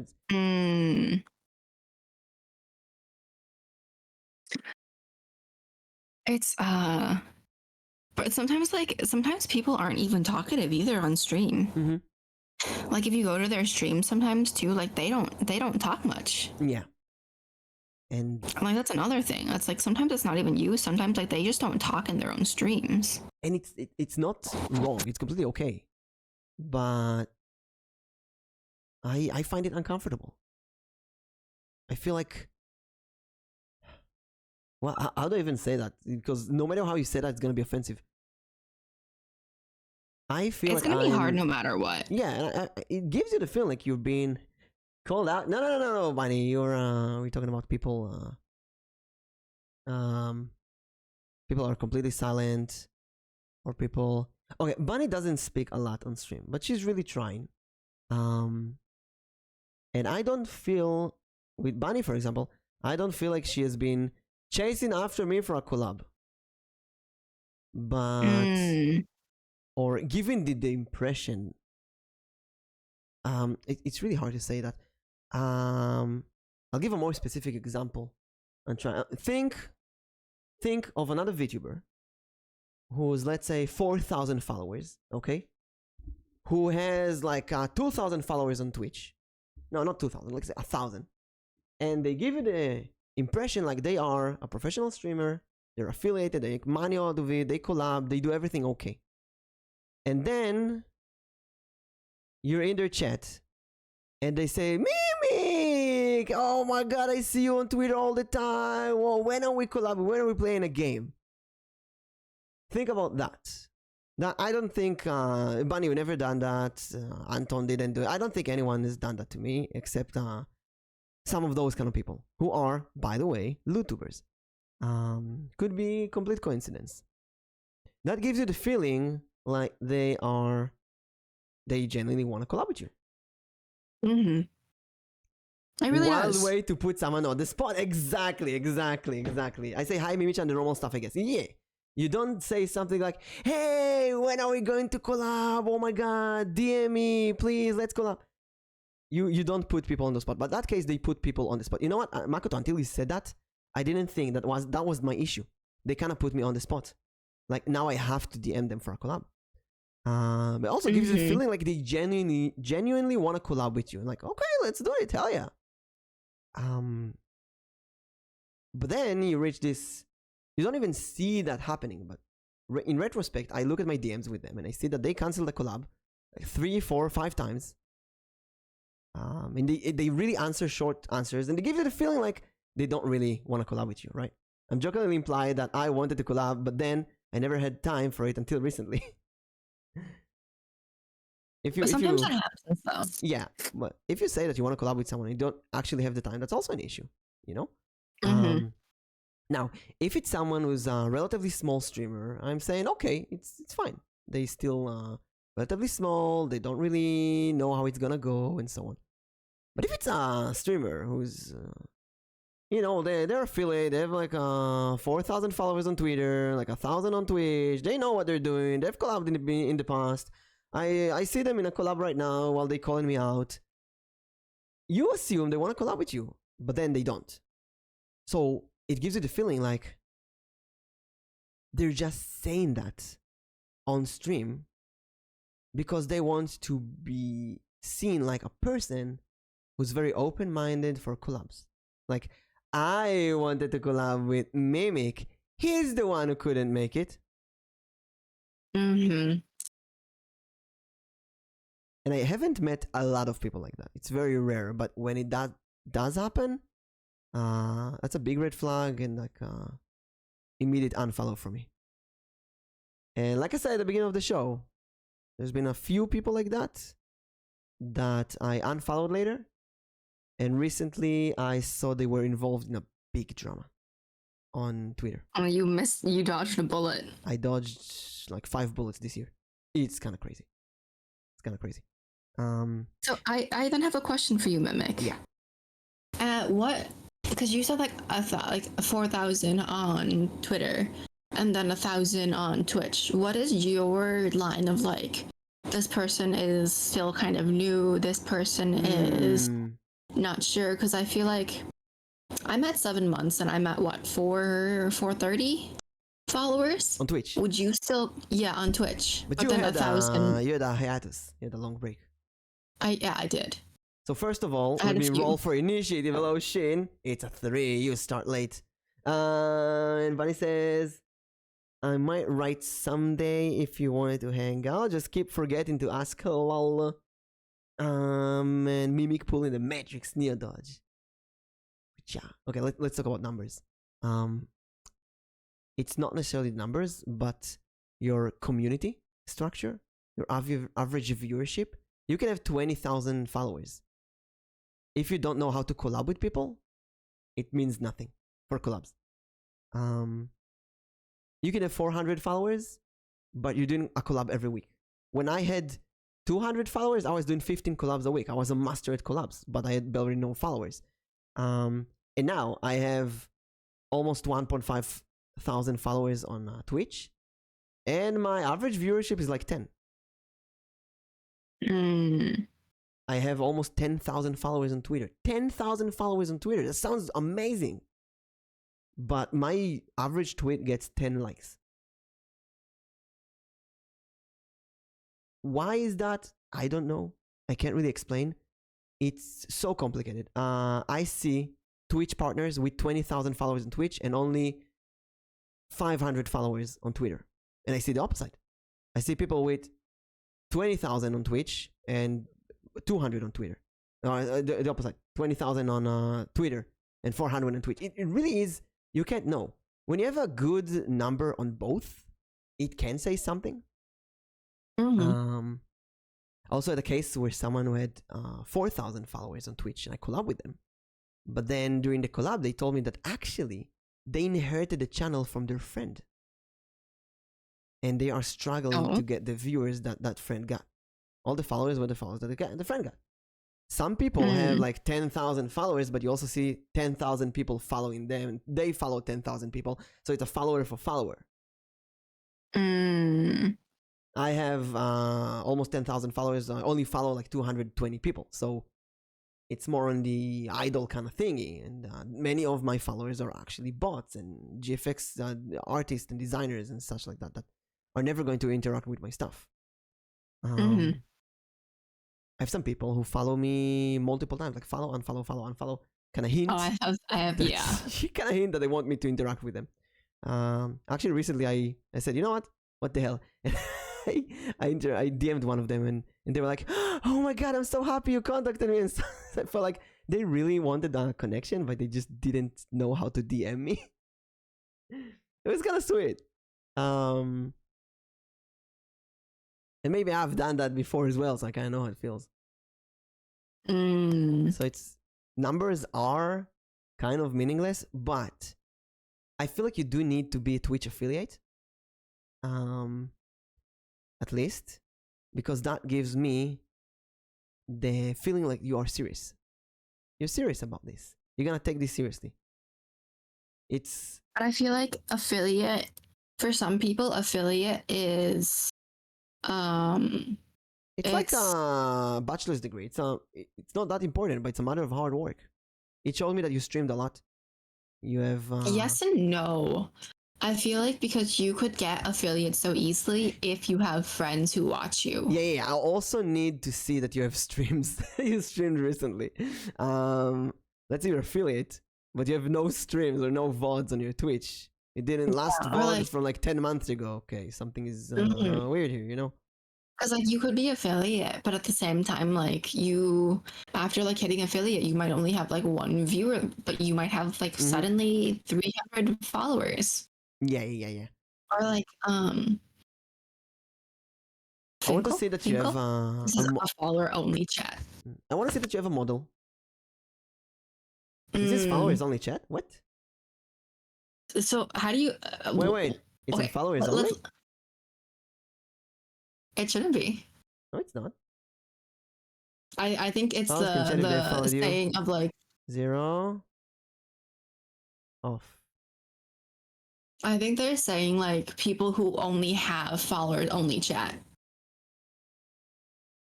Could be. Not me having no VODs.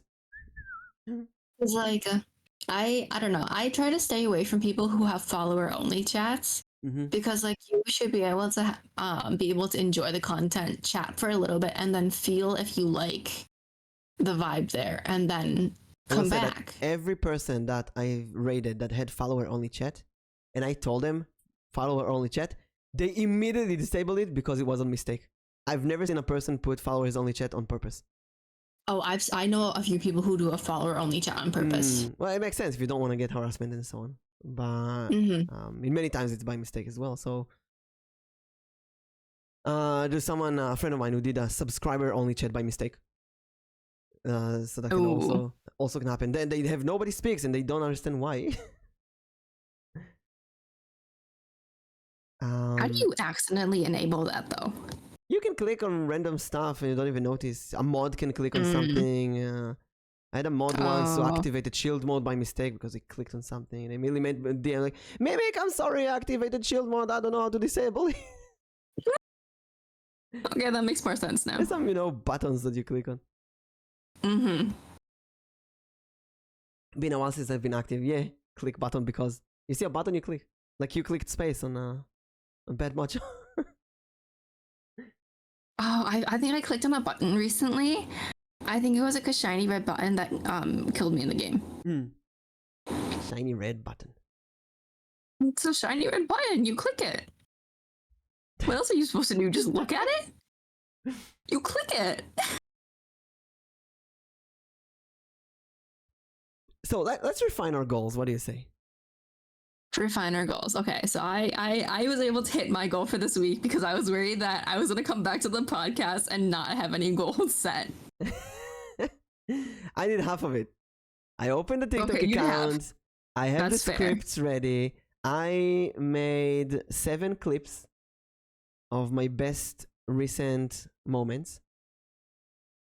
And now I just gotta make them TikTok videos and upload them. So my goal for this week is to make those videos. I know that once I make the videos, uploading them is like there's something I want to be able to dodge that. The making of the videos, that's the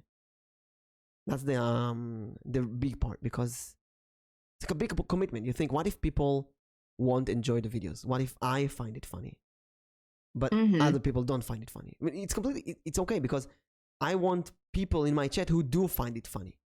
That's a great way to filter out people. Yeah.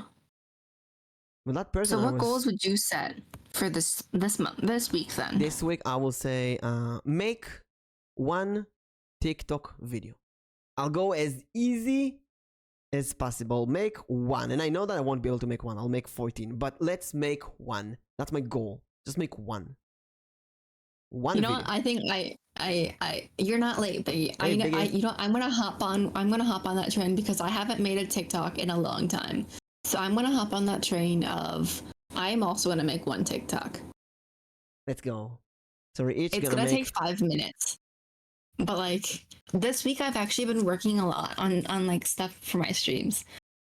And so like I want to like start getting back into like doing stuff for streams. Like last night I uploaded all of my emotes to my Discord, including yours that you made. That's on screen. What, mine? What? I also yes. What do you mean?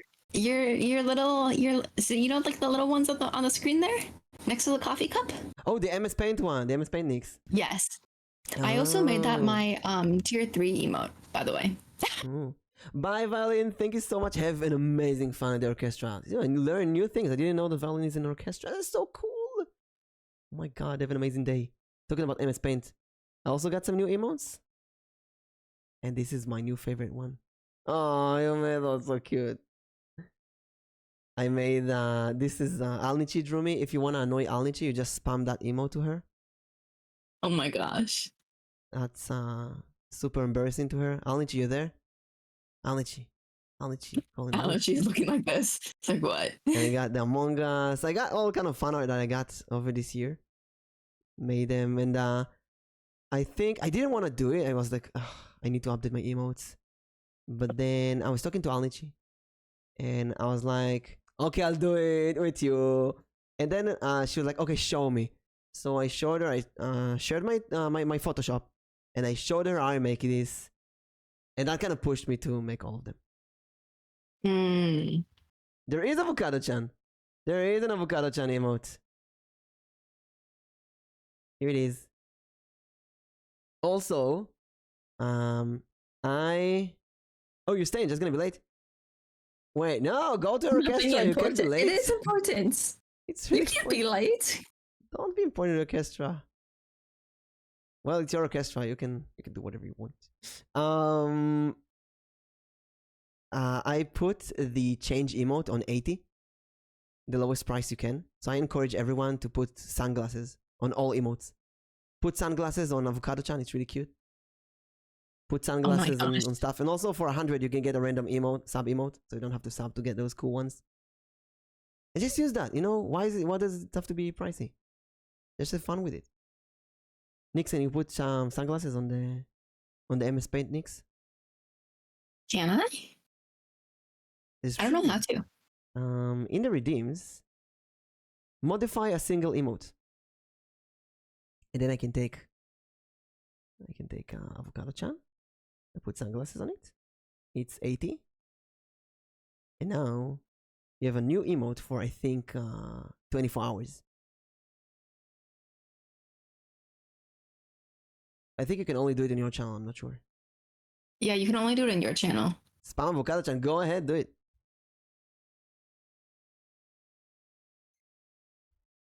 So we're gonna make a new TikTok. And here's I mean, something. Ooh, black and white. Let's go. Here's something I want to talk about. We both know. Change the topic to like taking a small step. We both know that making a TikTok video is really, really easy. It's 1 minute. You just clip something, add subtitles, put some effects. It can be 5 minutes. If you're having fun, it could be 1 hour. Mm-hmm. But it's really easy to do, and we both know how to do it. It still is something that we don't do every day. Although it will help us critically get more followers and more viewers. So why not? Why are we not doing it?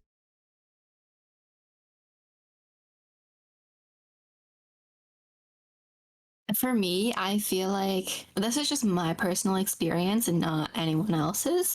For me, I think like sometimes my content on TikTok doesn't actually get as many like views that I wish it does. And the people who are viewing it are people who are from my community who went to follow me. I feel like I get less views from different VTubers or people who enjoy VTubers on TikTok, which is why like I'm less inclined to make TikToks.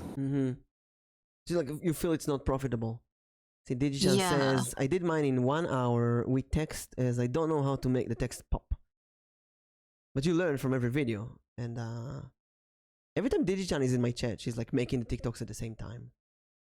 And I'm thinking, you know, if you feel like it does, maybe that's the same feeling that I have. What if it doesn't work? What if I think that my content is good, but that will be like this push to tell me that my content is not good. Nobody's gonna watch it. It's a lot of hard work for nothing. Stuff like that. It's like the fear of rejection. And I think there's also competition here. Many VTubers now do TikToks. There is here's another VTuber, slightly bigger than me, like 2,000 followers bigger than me, on Twitter, and they are also doing VTuber memes.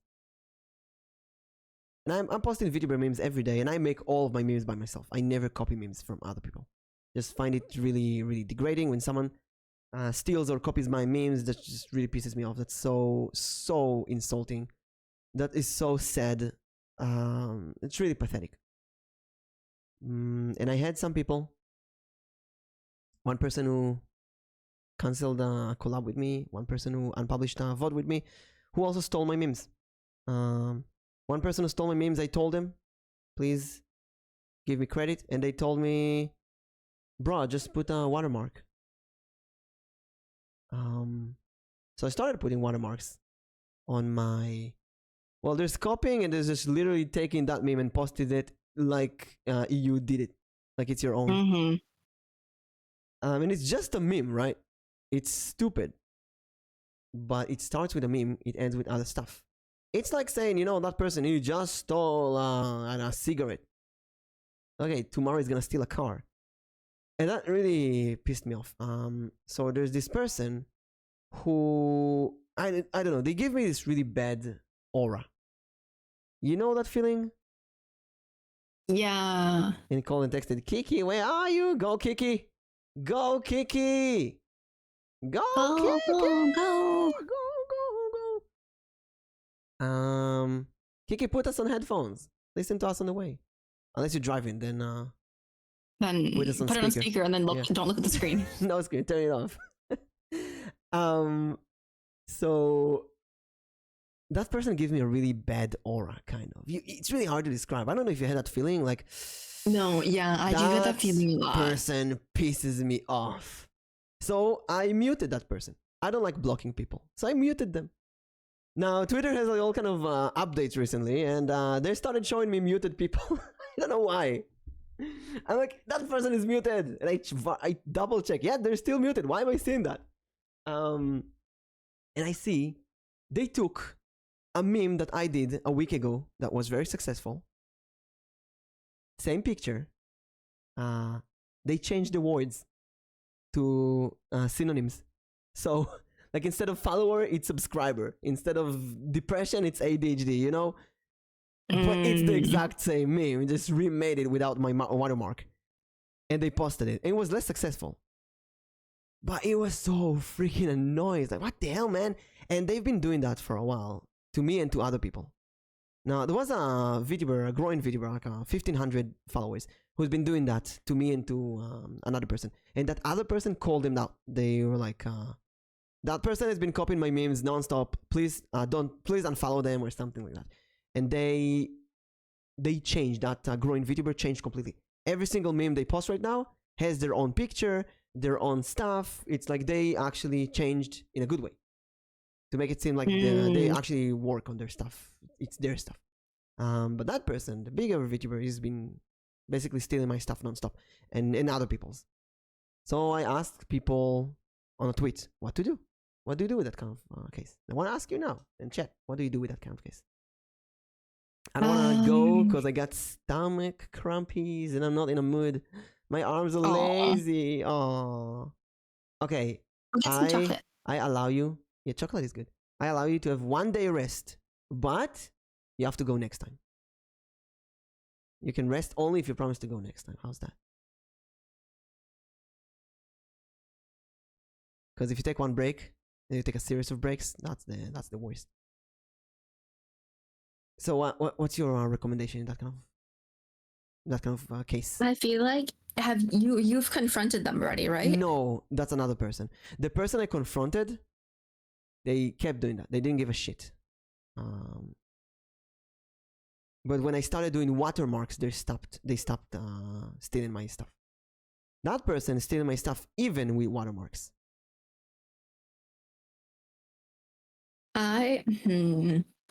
Honestly, you know, I would be kind of petty. I would probably do like I would do multiple watermarks. No. They remake the meme completely. They're making it in their own way. They're not taking from yours at all. They look at my meme. They go to the internet. They find the same picture. They just remake the entire meme without the watermark. It's a meme. It's not hard to make it, right? The meme is the idea, basically, the joke. You just make the same joke, but because they remake the thing, there's no watermark.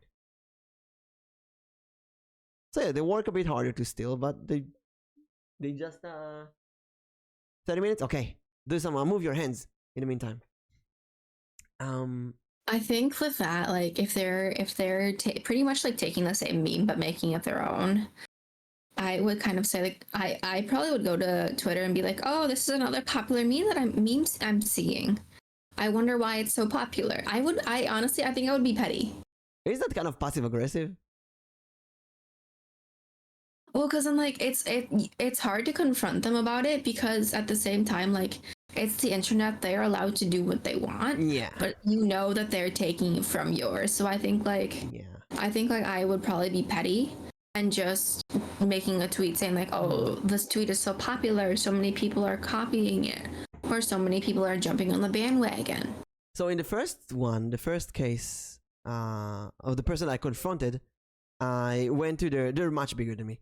I went to the comment on the tweet on my stolen meme and was like, my meme, it grew so much. And I put this teary crying emote. And they were like, oh, it's yours, I'm gonna give you a credit. And in a comment, they were like, oh, follow that person. And then a week later, they stole one of my memes without credit. And when I confronted them in a DM in Discord, they were like, just put watermarks on it.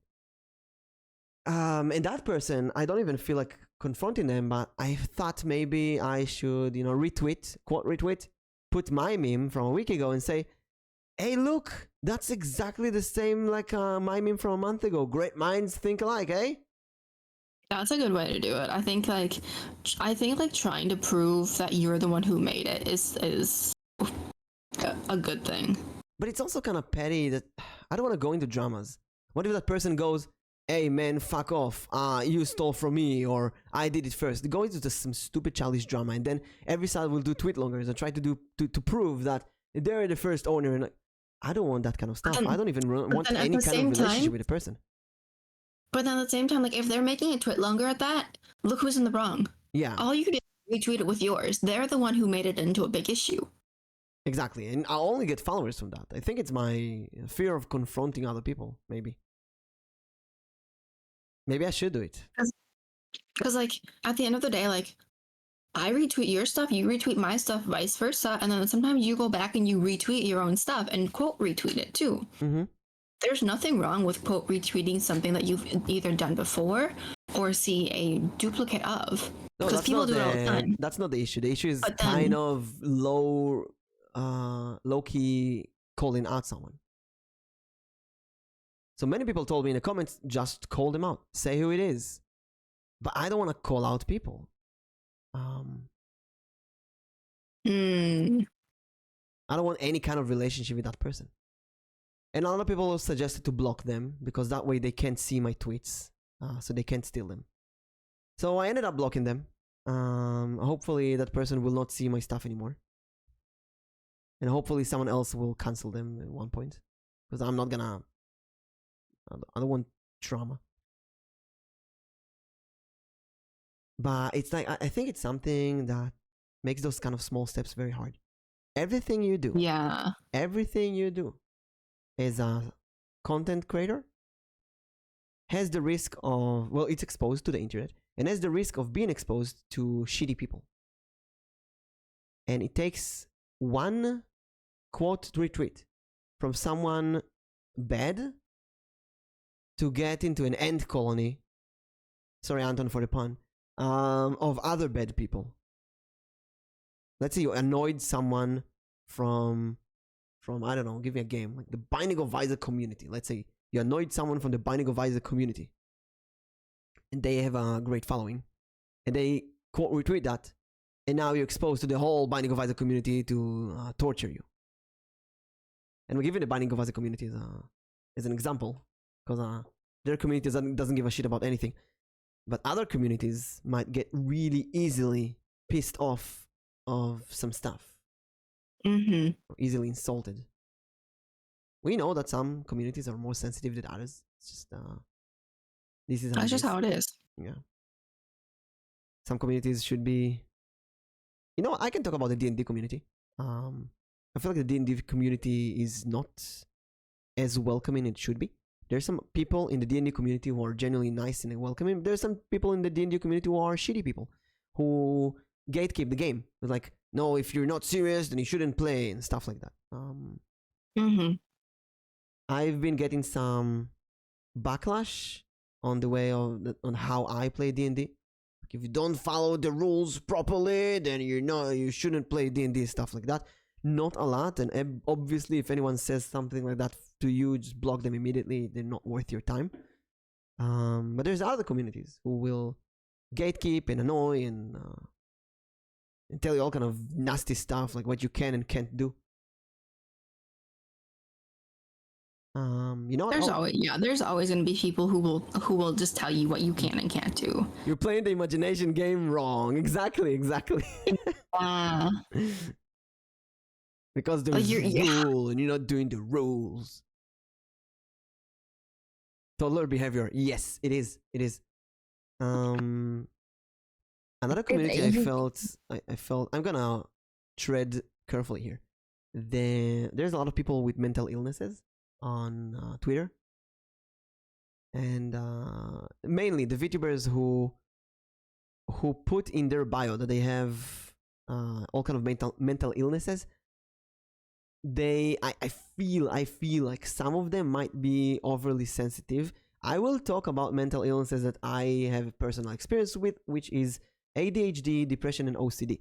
I feel like other people that I met on the internet, in VTubing, with those kind of things, specifically ADHD, are very sensitive, gatekeeping of who can talk about ADHD and who can't. I met a person who actually told me, you can only talk about ADHD if you have a prescription from a hospital that you have ADHD and some stuff like that. Other people are not allowed to talk about ADHD. And then there's people who suffer from ADHD, but they don't have their examination and stuff like that. And it's kind of going to like VTubing. Let's say you're a VTuber, but you never produced any video content. You're a pre-debut. We're talking about pre-debut people who didn't even stream, didn't upload any video clips. They just tweet that they're going to start being a VTuber one day. And I had this joke about pre-astronaut. I'm gonna be an astronaut one day. Did you start studying? No, I'm a pre-astronaut. No, you're not. And they will gatekeep you. They will say that you're gatekeeping, or who's allowed to be a VTuber and who isn't. But they're the ones gatekeeping, and who's allowed to talk about that and who's not. What I'm trying to say is that everything you do, especially TikTok videos, you're exposed to new people, new audiences. You're exposed to people that amongst them could be amazing people, but could also be shitty people. So, 100%. Yeah.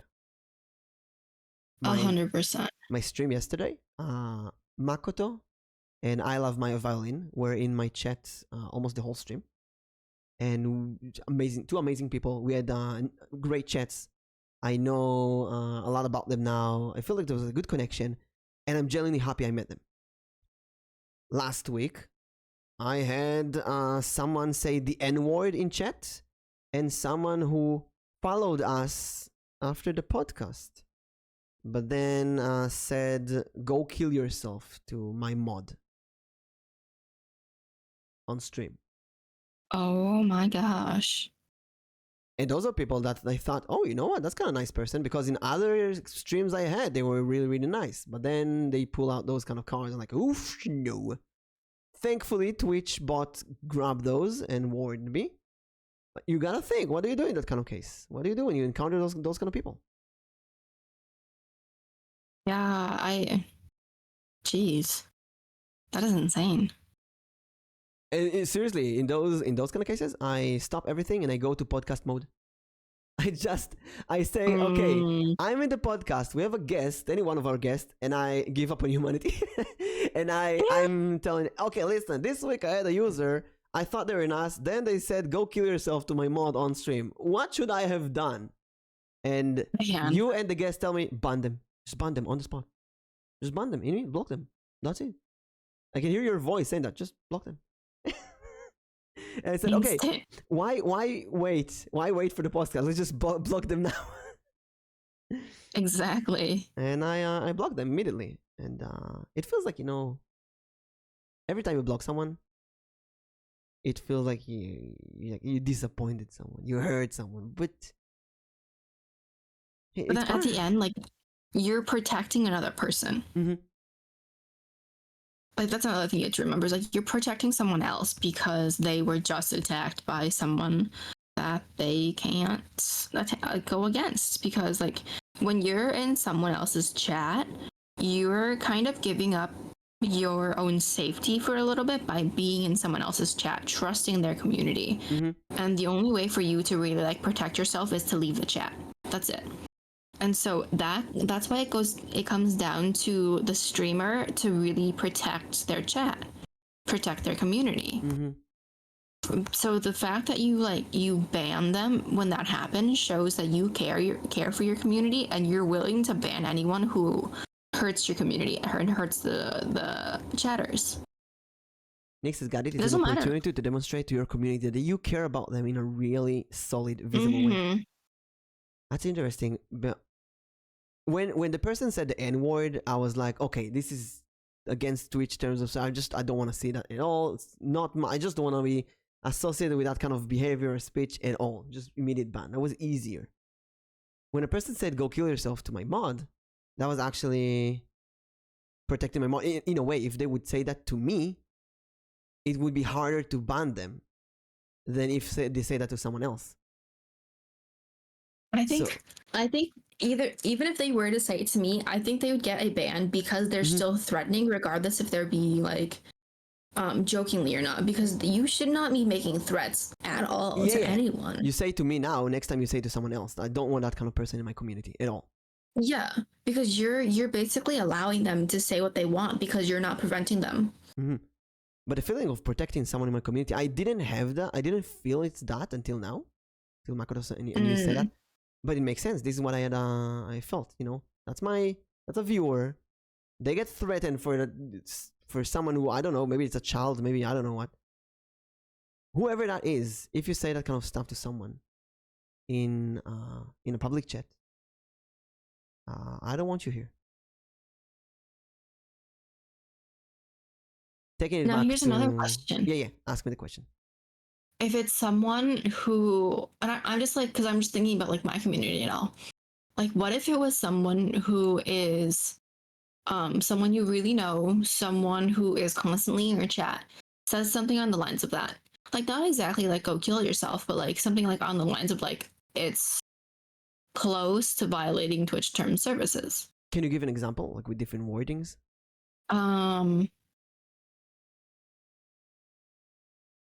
Because I remember I have Ashborn every once in a while. He's Eros mod for 7 years or so. And Ashborn is, I think, the most well-versed mod I know in the Twitch terms of services. He just knows what you can and cannot say on stream very easily. I remember someone said there was a joke, and the joke ended with "I'm gonna KMS," which is I'm gonna kill myself. I didn't know that, and it bypassed the Twitch filter, and Ashborn immediately blocked it and said, "Do not use that term." And I had to go and find out what it is after stream, because for me KMS is Korean Maple Story. I didn't even connect that. That was kind of the first time I was like, okay, yeah, that's a serious thing. You never say those kind of things on stream. I'm like trying to think of something, but like my brain doesn't have enough like capacity to think of something mean.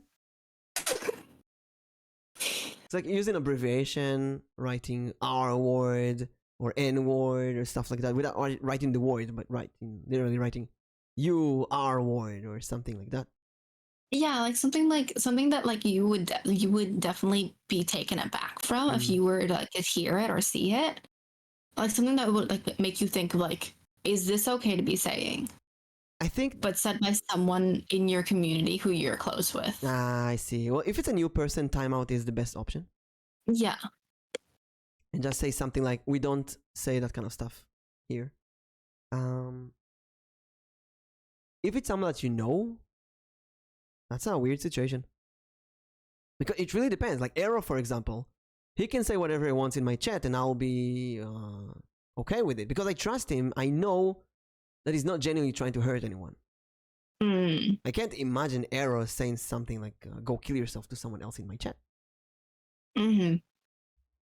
Because it's not even a joke. You can't even joke about that. It's not. There's no timeline where this is funny. Right? Yeah, and that's why I feel like it's so hard for me to imagine, because like I can't even like imagine someone saying it. Yeah. But like in the off chance that like something like that does happen, like what if someone? Okay, I have an example actually. So when Anthony came to my chat for the first time, he was very nice and very say-so actually. Couldn't tolerate lewd stuff at all. And then Arrow and I collabed, and Arrow is very lewd, and my stream with Arrow was very lewd. And Anthony said something in the likes of, "That person is very disgusting." And Arrow got really offended, and he DM'd me, "That person in your chat just called me disgusting. You have to do something. You have to protect your community." And Arrow banned Anthony on his chat. And then Anthony came to me after the stream and said, "Arrow banned me in his chat. What do I do?" I was like, "You called him disgusting. It was her talk to each other." But at that moment, I felt I should point out, do not call my collab partner disgusting. We don't do that, right? And I couldn't protect Arrow properly. I should have, in retrospect, time out Anthony on the spot and say, "Please do not call other people disgusting. It's a disgusting behavior." Something funny like that, you know? Yeah. I was afraid that I'm going to lose a viewer. I have this memory of VTuber I collab with long ago, and we shared a mod, and someone came to the stream. It was her stream. Someone came in with a very long message, kind of like, "Hey there, I'm here to talk to you about your extended car warranty. You have won me as a viewer, good sir. I'm gonna stay here now for something that starts like a chatbot, but it's actually a really nice message." And I don't think that person tried doing that, but all of us were put in for a moment like, what is going on here? Is this a real person? Is it a bot? And the mod banned that person instantly. And we read the message from that person. We asked the mod, "Hey, mod, why did you ban them? Like, what's the problem? What's the problem?" And they unbanned them and apologized. But the streamer was asking, "Are you okay? Are you okay? Are you there? Are you there? Please, person, please tell me there. I'm so sorry. Please tell me there." And they were gone. Now, I had experiences of Messi. Oh, you hear her? Messi. Just meowing outside my room. What do you want? Come here. So did I hear a cat? Messi. Come here. Are you shy of a stream? What is that? Ah, snuggles. X3 nuzzles. So I have experience of going to a chat of someone and getting banned because I put too many emojis and I got auto banned or stuff like that. And even though it's a mistake, it feels like shit. It does. It feels like shit. You just don't want to do you don't want anything to do with that person. In those kind of cases, I just leave the chat and like, okay, have a good day. It's not fair. It's not fair for the person. It's not fair for anyone. It's not. What? And that's like, I think like that's, even if it's on accident, I feel like the person who was banned, blocked, timed out feels definitely hurt because they're just kind of like, well, what did I do wrong that I had to have this happen to me. Okay, so I'm gonna be honest. I don't think they're in the chat right now because I think they're sleeping. I accidentally instead of clicking for my auto mod, instead of clicking allow, I accidentally clicked deny. And that actually got every single comment that they said to be auto mod gave them a warning. No, so everything they said, no matter what it was, they got a warning. They're saying like, calm down, one more and you're done, or you're on the line. Here's a warning. And I had to restart. I had to turn off auto mod and then restart it, or just turn it off completely and then have them restart or refresh their browser for it to stop happening. That's why but that thing happens. But they had 10 messages, and every message underneath that they got a warning from AutoMod saying, "Hey, you have a warning. Be careful, or any more bad comments from you, and you're gonna be done." I see. And that was because that was my fault, and I had said it, but I don't think they recognized it. And they just kept on saying, like, AutoMod was being mean to them. I was like, no, this is my fault because I accidentally did that. I see. And they felt so bad afterwards. But I'm just like, no, I'm the one who feels bad. It's so, oh my God. When you say get hurt, it's exactly that feeling. Uh-huh. No, it happens. AutoMod ruining friendships. Sometimes it do. It happens. I had that experience with someone who said some bad stuff on chat, but not too bad, you know. I was just like, okay, no, I don't approve that. And then they kept complaining that Automod is writing something to them after every message. Yep. I'll say something like, oh, it's because you were naughty, you said something that should not be said, now you gotta refresh the stream. You gotta be like a teacher, you know. But that person did not return to their chat. And Yeah, they don't return. it gives it a weird feeling like, okay, I hurt someone. They're not going to be here. And I was put on the spot. Do I hurt Anthony? Do I hurt Arrow? And I think my calculation was that Arrow is a streamer for many years now.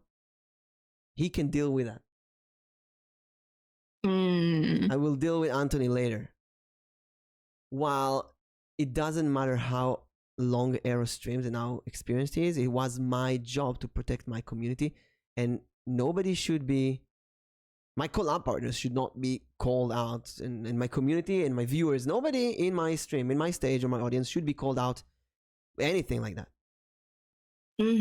Now, Anthony today, no, he will never call anyone disgusting again, obviously. And he and Era are great friends. I'm saying that because we talk about this all the time, that this is how their friendship started. It's kind of funny. And they collabed yesterday, I think. So they're great friends now. It's completely okay. But I will always remember that when sometimes people just don't know any better. They don't know the basic Twitter etiquette, or their culture. In their culture, it's okay to say something like that. Yeah. Or like they think like they just kind of want to get their feelings out about it, and saying like, oh, like you're a streamer that I enjoy watching, but I don't like watching you when you stream with this person because this is how it makes me feel. But why do it on the stage? That's what's boggling me. Oh. I cannot imagine myself going on a stream. Let's say you stream with someone who's really off-putting. They swear all the time and so on. I cannot imagine myself saying that on stream. Sometimes it's impulse. Like I okay, so we both know Anthony from chat, but you know him more than I do. And for me, I can't say it's because he wants attention, because I know that's not true. Yeah, you didn't even think there's something wrong with it. So for me, I feel like sometimes it's like, because I'm looking at it as like this is something that happens, so I'm like trying to look at it from every way, because I know he's not doing it for attention. I feel like it's more impulse. You don't really think about it when you're sending it. You're just kind of like, oh, this is how I feel. I need to let the streamer know. Now, I will say how it's my fault. The other two people I banned, the N-word and the Go Kill Yourself guy, both of them said that during the feed stream. Now, naturally, both of them did not expect to open my stream and see my feed or Mew's feed. We did a feed stream. We both knew it was a terrible idea. We both knew it was going to be hilarious. We both did it anyway. And by the way, to everyone, I might have another feed stream on Monday. We'll see. Thing is, those are new people who obviously did not like feed and thought it was creepy or disgusting. And they said something like, I join you for that. I did not expect to see something gross like this on stream. How dare you? I washed my feet. But Mimic's like, my feet have been attacked. How dare? How dare you attack my precious. But the serious thing is that maybe they would have exploded later on in a different stream, you know? It's a good thing that it came out like that. So Anthony, he complained about Arrow during a Lude stream after Anthony joined me when I had a Seiso stream. He got surprised by something he didn't expect. So these two were also surprised by something they didn't expect. Thing is, they crossed a line that should not be crossed. But also, I think, think that I have the luxury to ban them because I had more people in chat. And like with that too, it's just kind of like you can't expect every single stream to be exactly the same. And I think that's one mistake a lot of people make, is like you see one stream, okay, you're gonna assume that every single stream is gonna be exactly like that, which is not the case.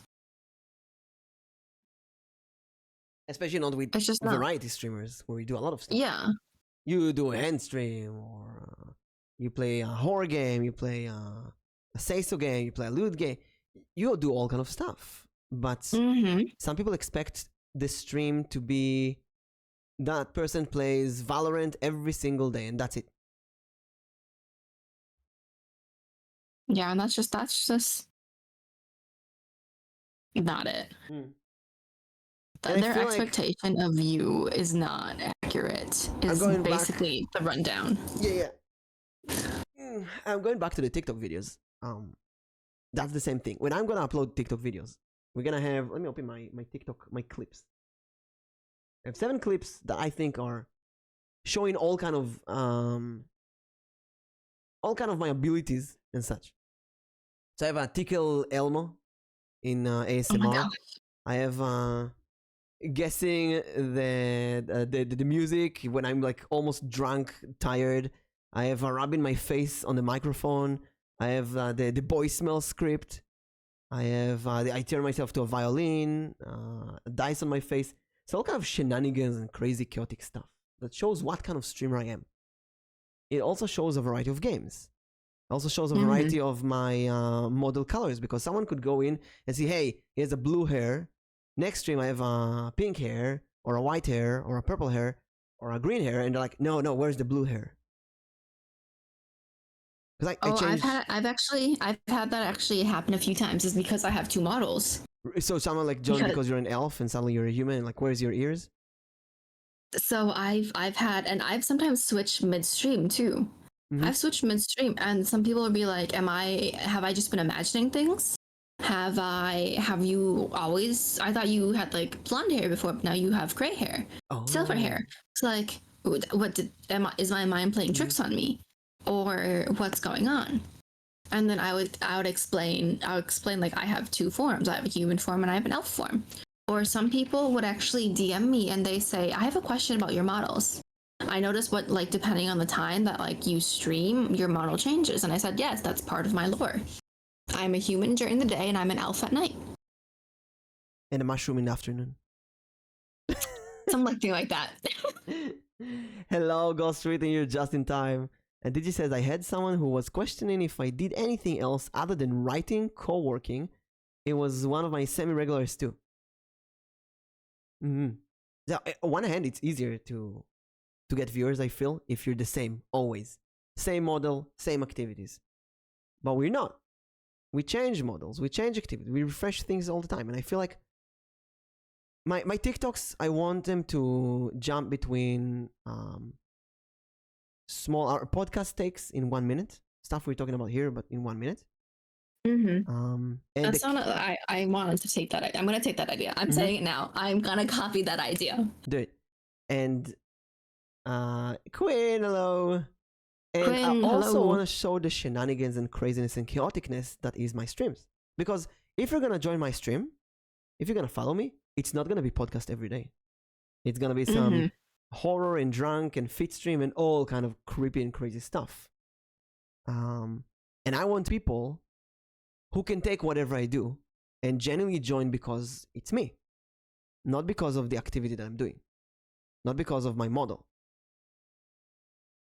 Here's something I've seen this year. Some people will join cute VTubers because of their model. Let's say there's a VTuber model and she has a very exposed body. She has booba. She's very lewd. People join for that. Suddenly she's like taking a serious tone. Suddenly she's playing League of Legends. Suddenly she's, I don't know, can do all kind of stuff that they did not expect. Some people will be put off by that. I know I lost some viewers after I changed from a dice model to a human model. Although I bring my dice model every once in a while, some people join me because they thought the dice model is cute and unique. And a human model is like, nah. It's like, I've seen human models. But now that I get followers and they ask me, why do you have 20 in your eyes? I show my dice model. I'm like, oh my God, it's so cool. But that's also, isn't that also like the same reason why you sometimes just keep your dice model somewhere on stream? Yeah. Just so people know. It's like I treat it like my minion now. Small dice DMs, dice mimic is basically my minions. Dice mimic. Like the Minion movie, you know? You have these small smurfs that just go around. I put them as watermarks, just spam them in thumbnails and such. Switching up, what human has a hat with a mouth? Only cool humans. Well, you should know by that, but now that I am the hat. The human below me is just the bait. I am the hat. You are the hat. That's why. What happened? Wait, you're okay. So your hat has a tongue, and it still has a ring, but it has no eyes. Googly eyes don't count. Well, you know how snakes see with their tongue? Oh yeah. Yeah, like that. The ring is actually a funny story. When I married Valdis on stream, we put rings. I didn't know where to put the ring. I wanted this to be visible, so I just put it on the hat's tongue. And the artist who made this thought that was a part of the model, so they just added a ring. Oh my gosh, And that's I'm so like, funny. Okay, let's leave the ring. It's cute. Leave the ring. I mean, that's no different than let's see. That's your ring. It's the one Wait. ring. One ring to That's rule your them all. ring. This is my ring. Which one? What are we talking about? Oh, this I one. sent it in, In chat. Yeah. That's my ring. Man, I hated those rings when I was a kid. I don't know why. Why? I don't know. It's kind of weird eating a candy on a ring. Well, it felt wrong. But the precious ring. The one ring. I'll say it's the ring from Lord of the Rings. Okay. Going back, I really, really love embarrassing other people and making other people friends with each other. I don't know why. I really, really love it. And I feel like doing that makes people trust me a bit more. So we talked about a bit how to get closer to people, how to schedule with people. You're an example, although you and me were friends with me. Whoa, Meshi, what the hell? It's just stormed behind me for some reason. I actually got jump scared. My cat jump scared me. So you and me were friends before, but I kind of put you and me in this chat together and like here, stream together. And some people ask me, "Hey Mimic, do you have anyone that any recommendation for collab?" I'm like, yeah, I have someone. And they will like, no, I'm embarrassed to message them. I'm like, okay. Then I put both of them in a Discord group. Like, here, message each other. Maybe just Oh my gosh, Mimic, I need you to start doing that for me. If someone asks you, who do you know to collab with, just send them to me, please. Well, Digichan in chat and you have the same energy. You do write ASMR streams. Here you go. And Digichan is also looking for people to collab with. Done. Digichan, would you collab with Nyx? You really have the same energy, kind of. When your parents force you to play with other kids. Yeah, this is what you do, like the parents. I remember when Tori and Solly Bunny, both of them collab with me, and then they were like, Mimic, I want to collab with more girls. Do you have any girls to collab with? I'm like, yes, you're like the same age, same vibes, same energy, same, you know, the British teenager, not British, but European teenager lingo and such. And you should collab with each other. And they scheduled a date, and then both of them messaged me, here, you got a sure, let's go. Both of them messaged me like, Mimic, can you like can you be in the chat when we talk to each other for the first time? Like, oh what? My gosh. Are you sure? Like, you can just do it. Like, no, because I'm shy and I don't know her. And both of them write it to me like, oh, fine. So I joined the chat and they played something like Overwatch 2, which I'm not gonna play Overwatch 2. I'm not a kid. What am I, 14? So I sat there while they were playing with each other and started talking. And at one point, they just ignored my existence. And like, okay, I think you're good. I think I can go now, right? And like, yeah, you can go. And then they started collabing every Saturday. That was really adorable. So I'm telling you that because I recently tried doing that with Ghost Written and Izu. Because both of them from South Africa, both of them kind of look the same. I could swear they're sisters or something. roughly same Mm. same age, same I don't know, same everything. So I just tweeted both of them like, "Hey, it's your sister," and they started talking with each other. Now Izu is she's very busy. She's also moving now to America and then to Japan. She's really busy. Oh wow. But I feel like Ghost Ridden trusts me a bit more now. I'm gonna call you out, Ghost Ridden. I feel like she sees me as a nice person now. That's the thing. And it's not, I'm not doing that. Izo is nice. Yeah. I'm not doing that intentionally. It's not all planned. Like, I'm gonna make people trust me. But I think trying to go around and genuinely make people feel good or happy or help people will make it easier to collab with them later on than the direct approach. Because I used to go to people in a DM and just go, "Hey, do you want to collab?" And some people would say yes. Like Minako was like, "Yeah, but I'm a bit chaotic. Are you sure you can handle me?" Like, "Yeah, shut up and take my money." And we collab. Sometimes it's as easy as that. Most of the time, it will be like, "I don't know if I have time. I don't know what games we can play. I don't know if I have the energy this week." Because it's kind of frightening when someone attacks you with a "let's collab." Yeah, it is. And it can be too, because like you sometimes just don't know like what to do afterwards. Like, do I message them back? Do I talk to them some more? What do I do? Sometimes It's a what was it? I think Celeste, when I collab with her for the first time, she sent me her schedule. And she told me, "Look at this, tell me when you're available." oh my gosh. That was so convenient. I was like, I wish everybody would do that. Thing is that sometimes you schedule with people, even a month ahead, and they will still find a way or reason to cancel. Because some people are just not reliable, and some people are reliable, and not something you can avoid. And some people just it just does not work out for them. Yeah. And you just kind of have to accept it like that too sometimes. And it's kind of sad because there's people that you really want to collab with. There's people that I really, really like and I really want to collab with, but I can try many, many times. And okay, there's people that will never cancel. Like you never cancel a collab. There's people who will cancel once in a blue moon.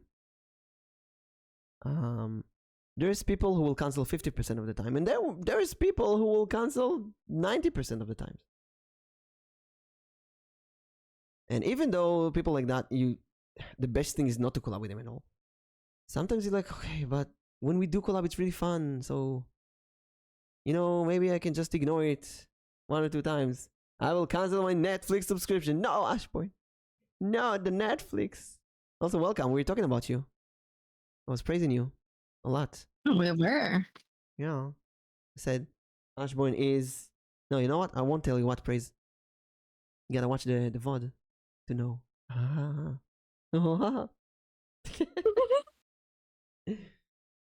Gotta make them watch it. Gotta watch them all. More the mon. So, taking it one step. What else? I don't want to move to another topic. Is there a topic in his last 18, 19 shows? Is there a topic that you wanted to talk but we never had a chance to talk? Or something that's been in your head for a while now?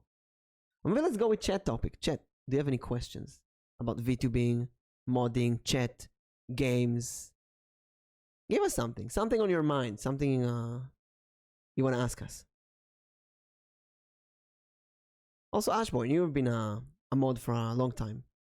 Give me like a really bad experience as a mod, something really bad that happened, or on the contrary, a really good experience as a mod. Also, Nick, hope you had a good stream so far. Yeah, it was very chill, very nice. Very good. Very relaxed, which is nice.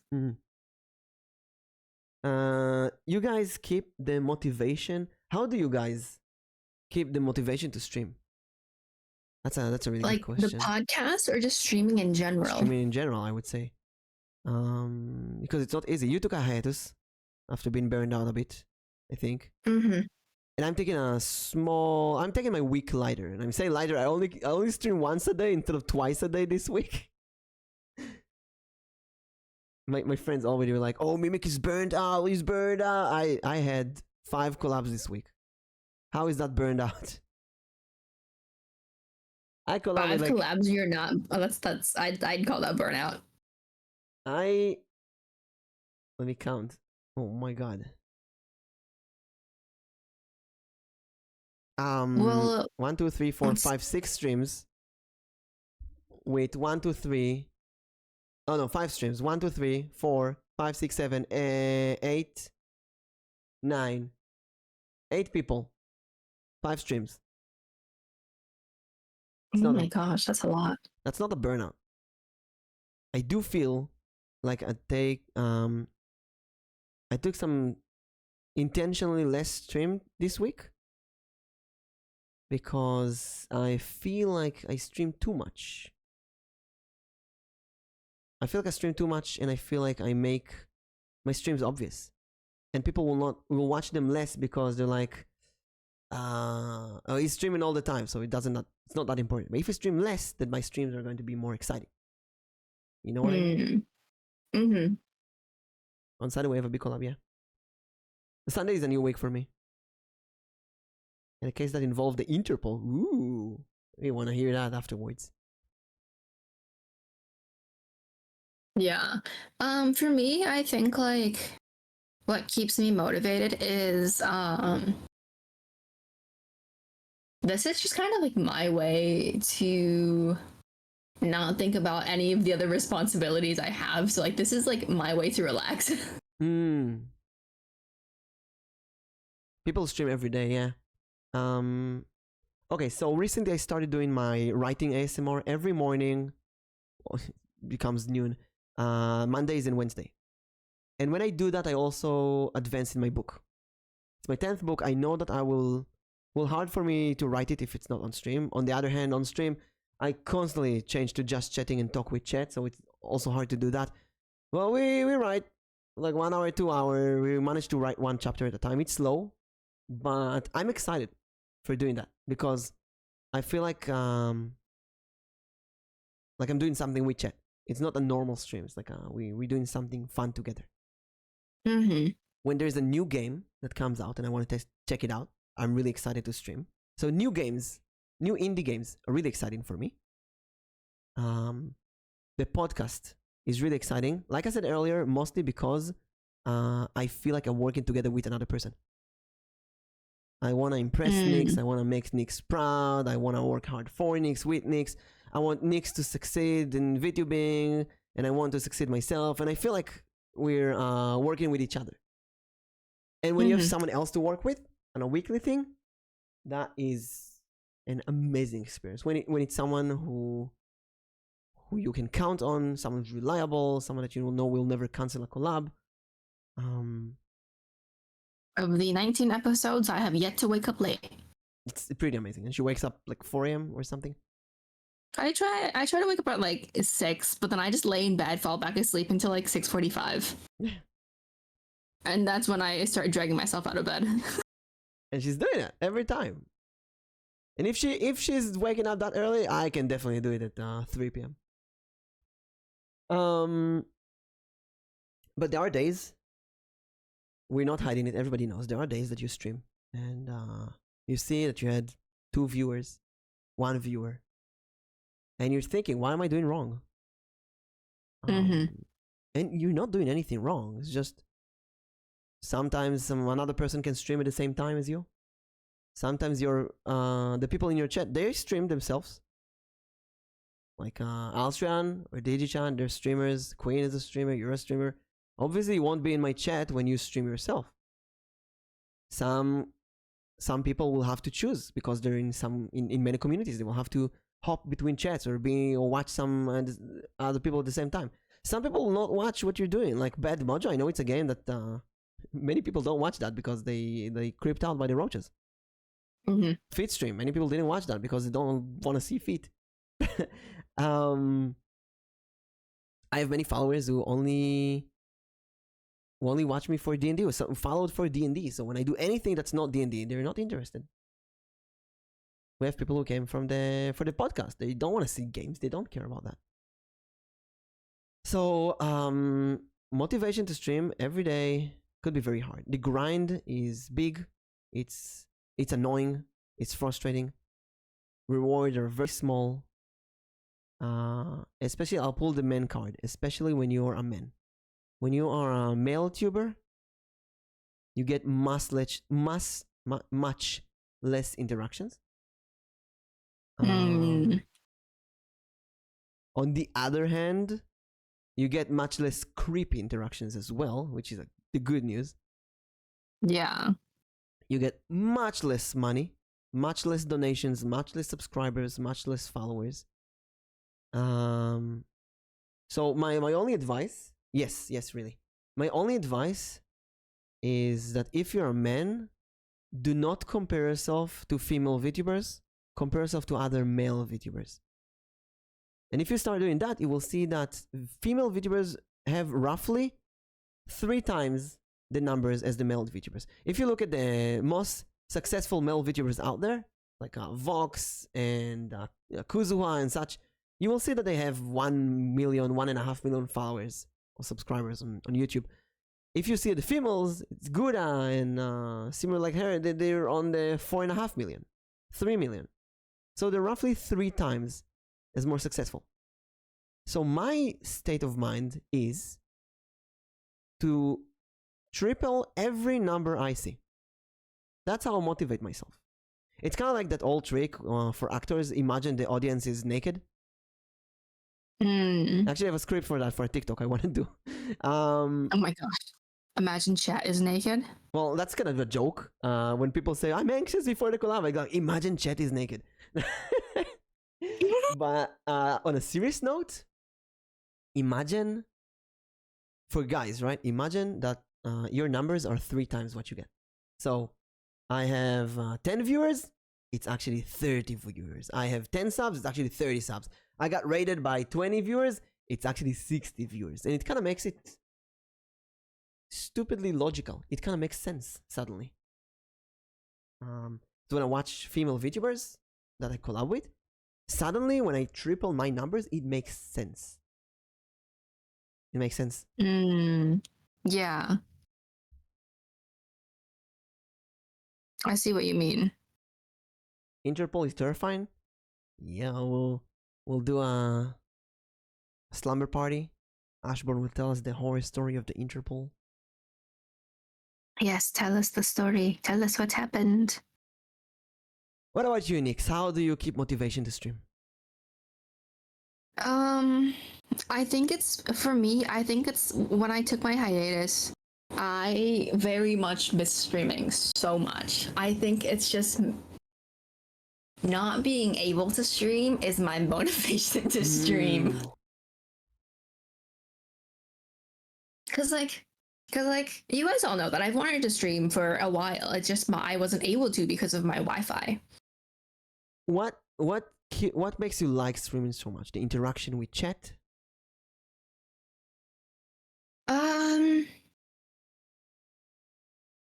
Your community? Being live? Playing games? I think it's a mix. If I were to think back to when I first ever wanted to start streaming, I think that was like what, 2020, 2021 when I first started streaming. I think it was like 1, the interaction, 2, the community, and then 3, just being able to play games. And like enjoying it with other people. I would even say some games that, to be honest, I cannot stay. I wouldn't be able to play them off stream because they might be slow, boring, and such. But once you actually, that was one of the topics that I wanted to talk about a few weeks ago, but we just never got to it. What are games that you refuse to play off stream, and what are games that you only play on stream? Games you only play on stream. So any game that's heavy on story with slow text, games that need voice acting, I cannot play them off stream. It bores me to death. Unless I like put a movie or something to watch at the same time. At the same time, those are great games for streaming because it's fun and engaging, and I can do voice acting, and even when the story is slow, I can talk with chat. So those I feel games that really work well for me. And then there's how do I even say that? Repetitive, monotonous games like The Binding of Isaac or Diablo. That I do love playing them on stream, but to be honest, they're not. I don't feel like they're that good for me on stream. And I feel like it would be better to play them off stream when I do some other stuff, like watch YouTube videos. Let's say I want to watch another podcast or watch someone else's stream or listen to a lecture. I can just pop up a Diablo or The Binding of Isaac or something like that. Diablo 4, for example, I can't play it right now on stream. I just can't. It's so boring. I don't feel like I'm gonna contribute anything. I'm always thinking about future audience. People who watch the VOD on YouTube. If they watch me play a story game, like The Bookwalker, they watch me do a voice acting of the whole game, they watch the story with me, I feel like there's gonna be value. Like I give value. If they watch me chat by myself when I play The Binding of Isaac or Diablo, I feel like I don't give any value. You know? Like, what's the value here? Is that entertaining? I see what you mean. On the other hand, there will people who say that it's the opposite. Diana is doing really, really well by just playing Destiny 2 every single day. So there's a huge followership from people who just want to watch her play Destiny 2. That's it. She barely talks. She has some mute streams where she just doesn't speak at all. Really? And it works. She has like 30, 40 viewers who just sit there and watch her play the same game. And it works with certain games, with certain communities. But she's kind of trapped in this Destiny 2 loop. She's gonna have to keep doing that. And you know what? If I do that with The Binding of Isaac, let's say every week I put 2 hours to just play The Binding of Isaac, maybe I'll gather a community that want to watch that game.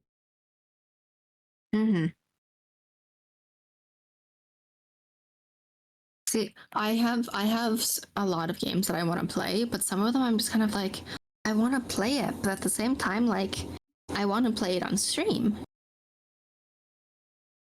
Because you want others to see that? You want others to experience it with you? Yeah. Or like, I want to be able to enjoy the experience with other people. Ah, I see. You don't want to stream it alone in your room. You want to stream it together with others. I've seen Apex streamers who viewers count half when they switch games. Yes. And that's... You put yourself in that trap. That's... It's...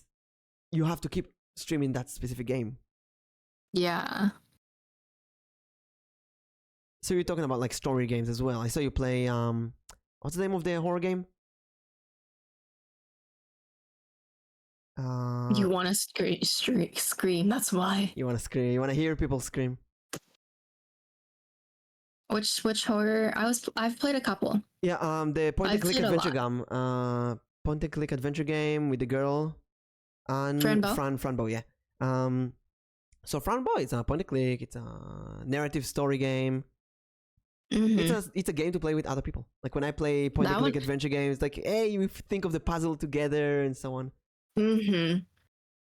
Like that one, I could not imagine myself playing it just alone. But why? Whereas I think it's less enjoyable when you play it alone. You miss out on the sense of like everyone else's reaction. Like you have your reaction, you know what your reaction's gonna be. But you don't know how other people are gonna react to it. You want to see how your chat reacts. Oh. Yeah. It's an interesting approach. Oh. Because I watch streamers and VTubers play the games that I love. Because I want to see how they react. I make people play bad Mojo because I want to see how they react. I want to see how you react when you see the giant rat at the beginning, when it eats you. I want to see how you react when the spider kills you and when you succeed in killing it. I love that. So let me ask. This is off topic. For the amount of people you have seen play Bad Mojo, how many of them have called the cockroach cute? 2, I think. Only you and someone else. I don't remember who, but I think it's cute. It's adorable playing as a roach. It's cute. But the baby roach was so cute. this is why I didn't push you to play the game for a while, because I want the people who are really, really creeped out by roaches to play that.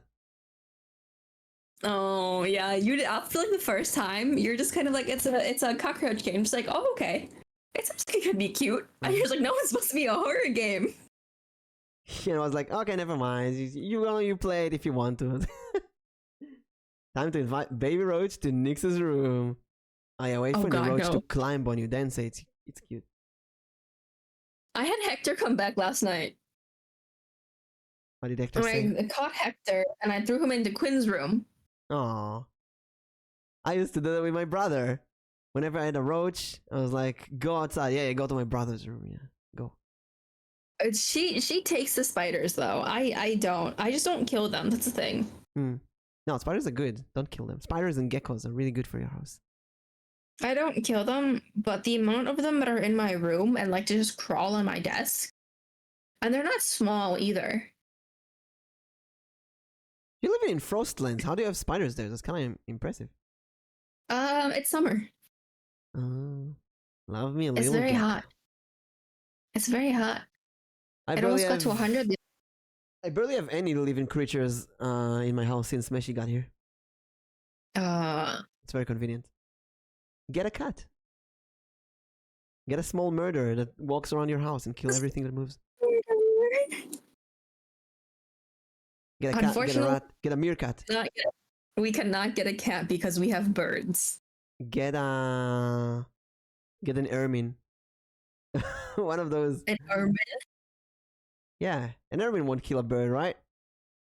No, they will. Get a rat. Get a Get a rat. Get a predator bird. Get an owl. Oh my gosh. Get a butcher bird. Oh my god. Get a butcher bird. That's so cool. We have Hectors. Hectors. Yes, we have Hectors. I think we're on Hector the 30th, actually. Hector the 30th. It's only been a month. Oh, that's a lot of Hectors. Yes. Look at that. We almost covered 3 hours. There's a lot of Hectors. One thing I do, I really like doing on stream is playing old retro games. I grew up with. Obviously, you can't buy a lot of games when you're little, but every game came with this booklet of advertisement of other games. And there are many games I grew up. Oh yeah. That I really wanted to play because they look so cool. And like Gabriel Knight, for example, everybody were talking about Gabriel Knight. You have to play Gabriel Knight. And I wouldn't sit down and play Gabriel Knight. Indiana Jones and the Fate of Atlantis. Everybody were talking about it. I wouldn't sit down and play it because it's old and annoying and you have to get hints and you're frustrated with the puzzles. But then I sat down on stream and I happily played it with chat. What's the difference? I felt, first of all, we solved the puzzles together. Second, it's outsource motivation. Like, hey, I'm gonna do it for stream because I want to see the game. I don't want to work hard to play the game. But if I'm motivated because I want that to be on my YouTube portfolio, then I can do it. And then I sat down. I completed Indiana Jones, The Fate of Atlantis on stream, and recently Gabriel Knight 1 and 2, and the spin-off, the remake for 1 on stream, and it was really fun. It was really, really fun. There were some frustrating moments, but I felt like solving some puzzles with the friends, with the gang. So I pulled out a lot of games that over the years I wanted to play, but I didn't have the time or energy, or I just didn't know when to play them, or if I will enjoy them or not. And it makes it easier to play them when you're on stream, I guess. Yeah, it does. Because I feel like sometimes you need the motivation of just your chat to help you play the game sometimes. I did kind of run out of games though. Really? Which every time it happens, every few months, I just open one of those top 100 retro games that you have to play, top 100 this, top 100 that, and just look at the top 10 or so and see if there's any games there that I heard of and really wanted to play. Ideally games that are very easy on the computer so I can use my Live 2D model on them. Mm-hmm. That's what's so good about retro games as well. Also, it makes the final size of the file smaller if it's a simpler game with less movement. That's true. And slowly I kind of run out of games. I have a few games installed right now that, I don't know. I have this game that, I forgot the name. It's a pop-up dungeon, I think. It's been on my computer for a year now. And I never streamed it. I really want to, but every time there's another games that are more interesting. I don't know why. Really don't know why. I installed it a year ago. My God. There's also cases of. Go. I've slowly like the games that I've played, because like I feel like I have so many games that I have yet to play. Like all the games like I finished, like, oh, I finished this game on stream, I finished playing this game. Mm-hmm. Time to completely uninstall it so I have more room on my PC to download. Yeah. Sometimes you play games so you can get rid of them and have space to install other games. More games. But like I have so many games that I've downloaded and I haven't played yet. But here I am looking at the Steam sale. What other games do I want to play? Mm-hmm. And it's okay to buy a game and not install it yet. Install it when you want to play it. Yeah. But for that, you gotta plan. You gotta say, hey, I'm gonna play that game that week and actually do it. When sometimes I would start a stream and feel, you know what? I don't feel like playing this game. I'm gonna play a different game. Sounds familiar. Sounds familiar.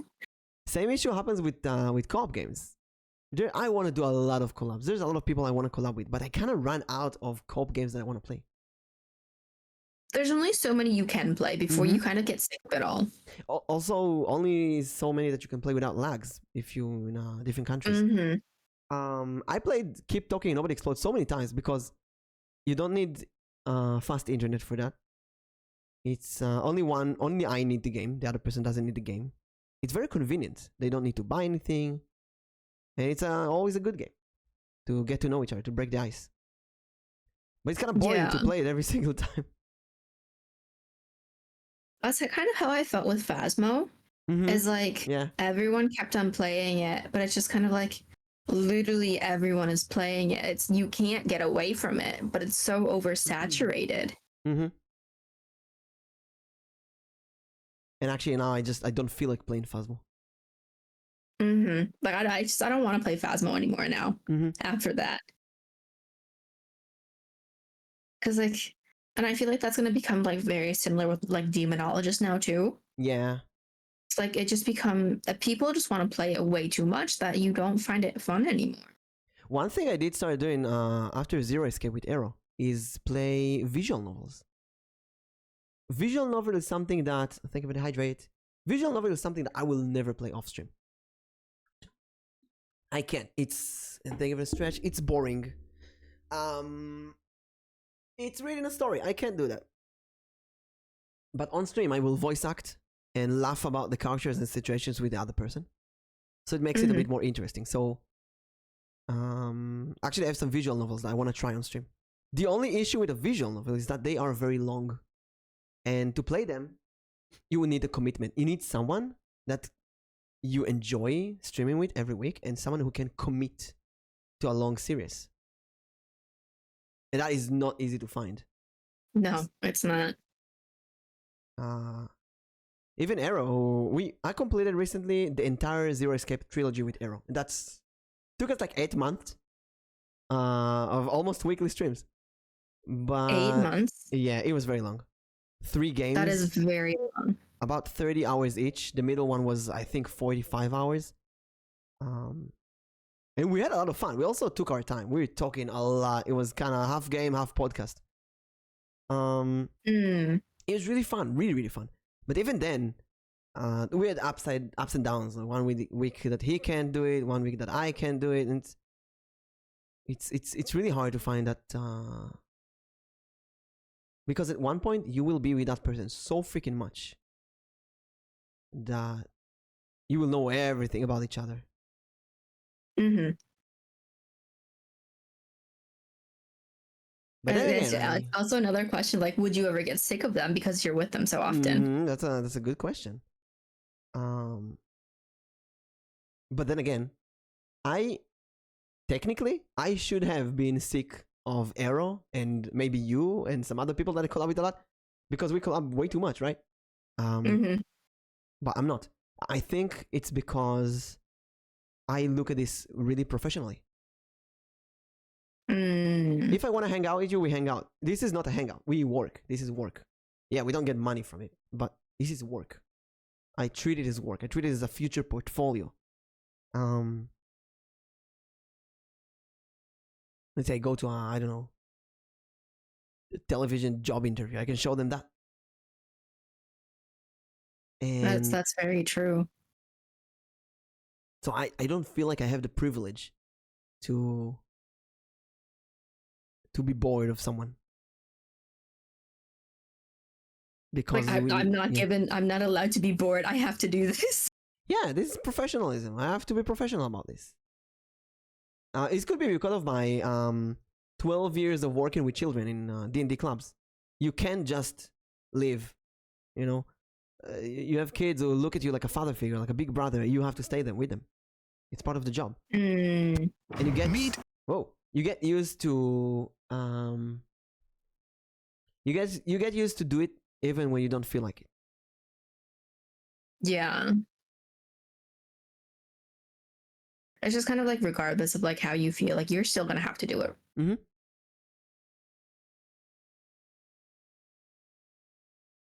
Let me ask you, have you ever questioned how long the podcast was gonna go?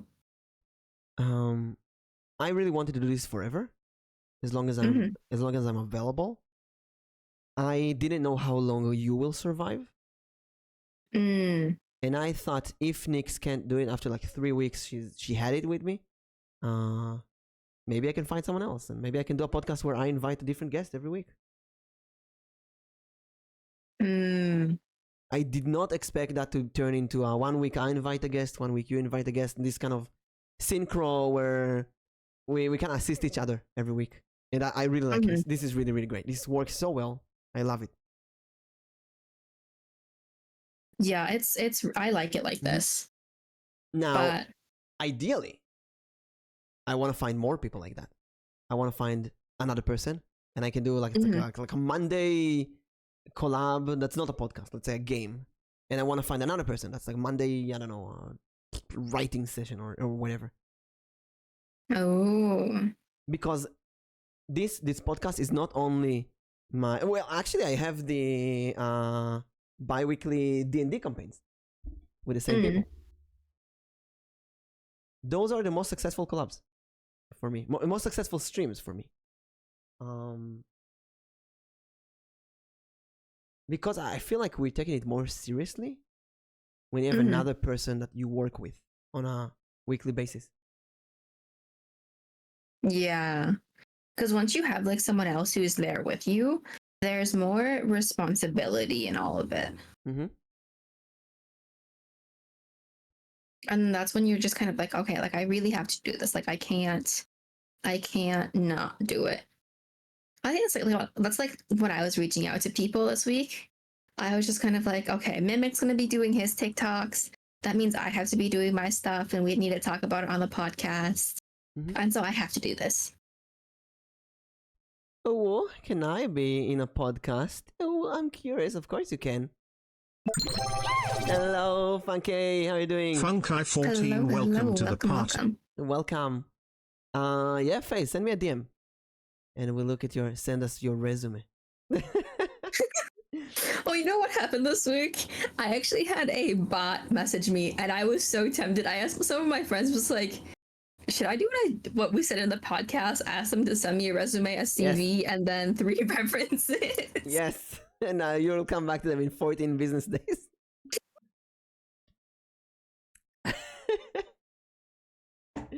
but Faze, send me.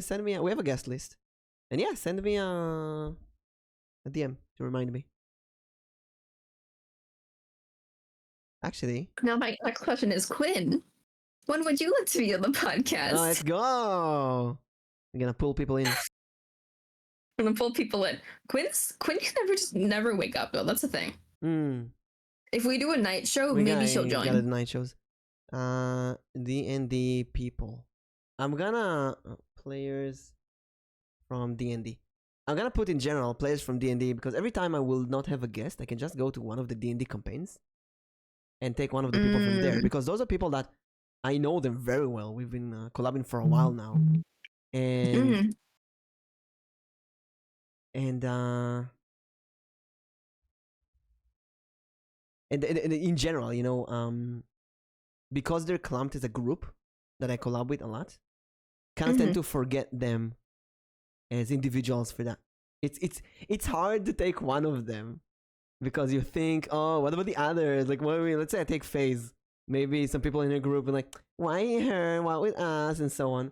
So sometimes it's a bit hard to do that. But sometimes, you know, you need a person matches a certain aspect that you're looking for in the podcast and so on. We do have a pretty long guest list, and we have some people waiting for a time that we can do it. Yep, most of my list is the time doesn't work because they don't want to wake up at like 6, 7 in the morning. Like I have some people who are very much willing to wake up at like 4 in the morning, but it just didn't work out like some weeks for them. Did you guys hear my alarm this morning? Nope. Did you? No, because I woke you up before we started, and so all of your alarms were off. Evil, how are you doing?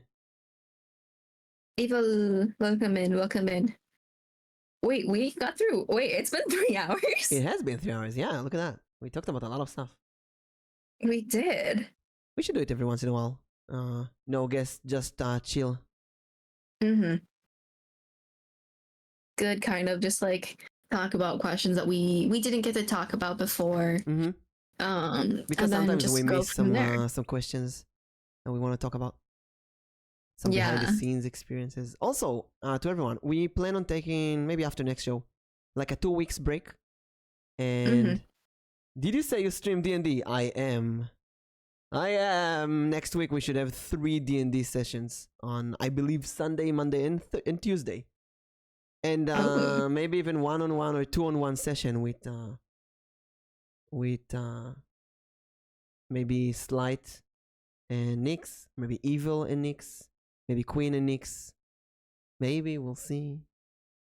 Yeah, I do. I'm a dungeon master. I'm a D&D. I'm a D20 Mimic vTuber. I'm doing a lot of D&D. So we plan to take like a small break of 2 weeks and and during that time, refresh the podcast. Yes, we'll get. I think we discussed having a new overlay. Maybe, yeah, we can refresh the scenery a bit. Change some things up. I think I want to ask you guys, the chat. You know, some people who've been here for a while. Do you have any ideas, suggestions, anything that you thought, oh, this should be really cool for the collab? This is missing. Anything that you think we should add or change or make it more interesting? What changes would you guys like to see as well? Because on one hand, someone told me maybe you should have more guests, but I feel like more guests would not be good. I don't think. Yeah. More chaotic, and I like being focused on one guest at a time. Because like even with like 3 people, sometimes it's hard to get like everyone's like viewpoint too. I do like 3 people's the idea of getting more corners, like the ending corner, like every end of the show we have this thing, the takeaways and such. Maybe we can have a corner, the guests do something. Maybe like the guests show us their skill. Something special about Show us one thing they're known for. Yeah, like sing or draw live, you know. Thinking morning shows. hey, we got this guest and they're gonna show us some of their skills now. Then again, I don't like putting the guest on the spot, you know? Mm-hmm. Because like Maybe- there's also some like there's some people who don't have like any skills. They just stream to stream. Yeah. And maybe we can show clips. Maybe we can say, hey, send us a good clip, a funny clip of you, and we can show those clips on the stream to get to know the person a bit better, and then ask them questions about those clips. It's kind of cool idea. What Oh, about that'd be a good one. show That clips wouldn't be bad at all. of guests and ask about that. So in my case, for example, you can show the clip of me being a violin, and then we can talk about. Mimic, why are you a violin? Yeah, and then we can drag that conversation to talking about transforming yourself, messing with your model, winking at new viewers, you know, playing with new viewers, not being afraid of playing around with stuff. So instead of a topic, we can have a clip as a topic, and that can show us a lot. Yeah. Like a clip of you screaming. Then we can talk about the horror games that you play and stuff like that. It's a bit more So interesting. we will think of a lot of things for season 2 of the podcast. Something I really want is a Discord server. I've been thinking about that this week. I really have been thinking about that this week. I was like, do we want to have a Discord server for MVP? I feel like this is a good place for fan art, for suggestions from the viewers, to make a community. We can give a special role to the guests that can also make it easier to follow them. And another thing I was thinking, like, is if we do that, we can also have like a list of like previous guests and which episodes they are, and maybe even links to like the YouTube. Yeah, and then people can see, oh, I want to see the episode with that person. So it's very easy access to that. And maybe we can form a community, you know? We can form discussions on the Discord server around the topics of the show. Like an after show discussion. Because I feel like Twitter has its uses. This is not one of them. I feel like Twitter is not... This is not one of them. It's not working. But this is exactly the place for Discord. Then we can go like, please check out our Discord, join our after stream discussion about that topic and this topic. And we can learn more about that kind of stuff. And we can even maybe go on deeper, you know, topics that we can't talk on stream, but on Discord you can talk about them. Yeah. I think that is definitely, I'm leaning more towards doing it. So I think it's a good thing. We do have one issue. I think both Nix and I are not the type to sit 20 hours a day and install a Discord server with all the good Discord stuff. Honestly, I have no idea how to do all of that. So it's taken me 7 months to add emotes into my server. I think that says enough. We're bad at this.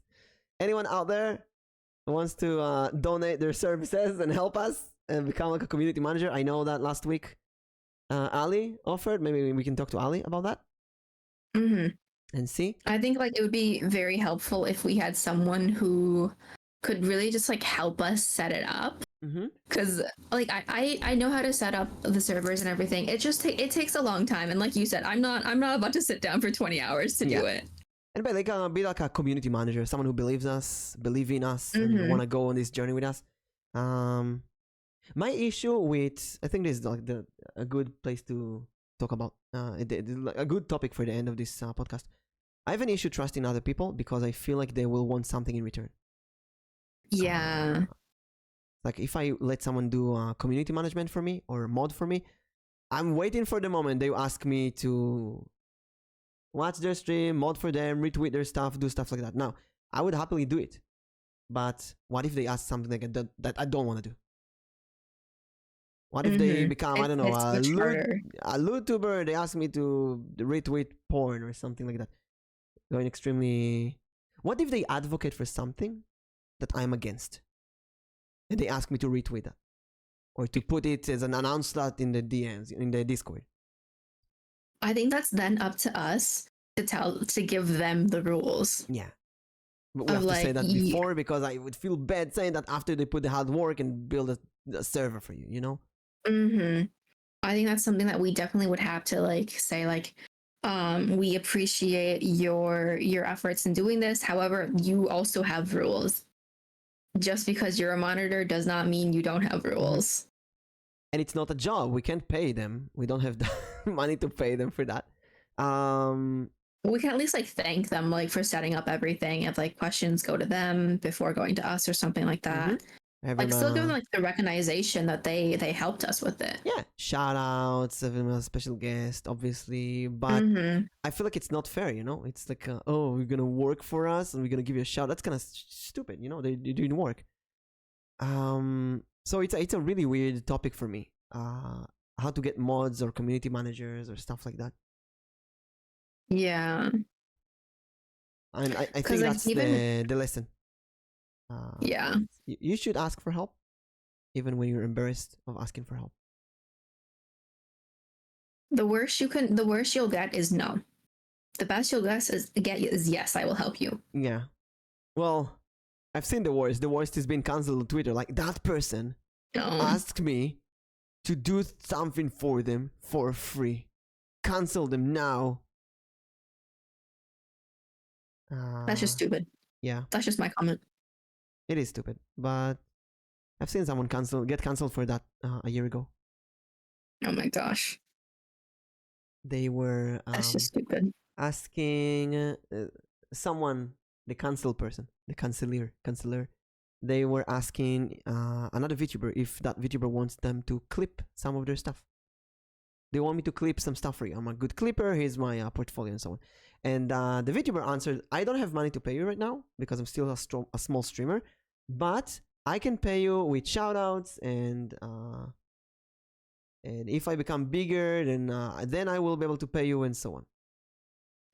And they put a cancel post like, look at that person. I asked for work and they say I will pay you with publicity and advertisement and such. And at least they made the effort to say like, if you're willing, I can pay you with this. If not, yeah, but like, what kind of payment is that? Yeah. Yeah.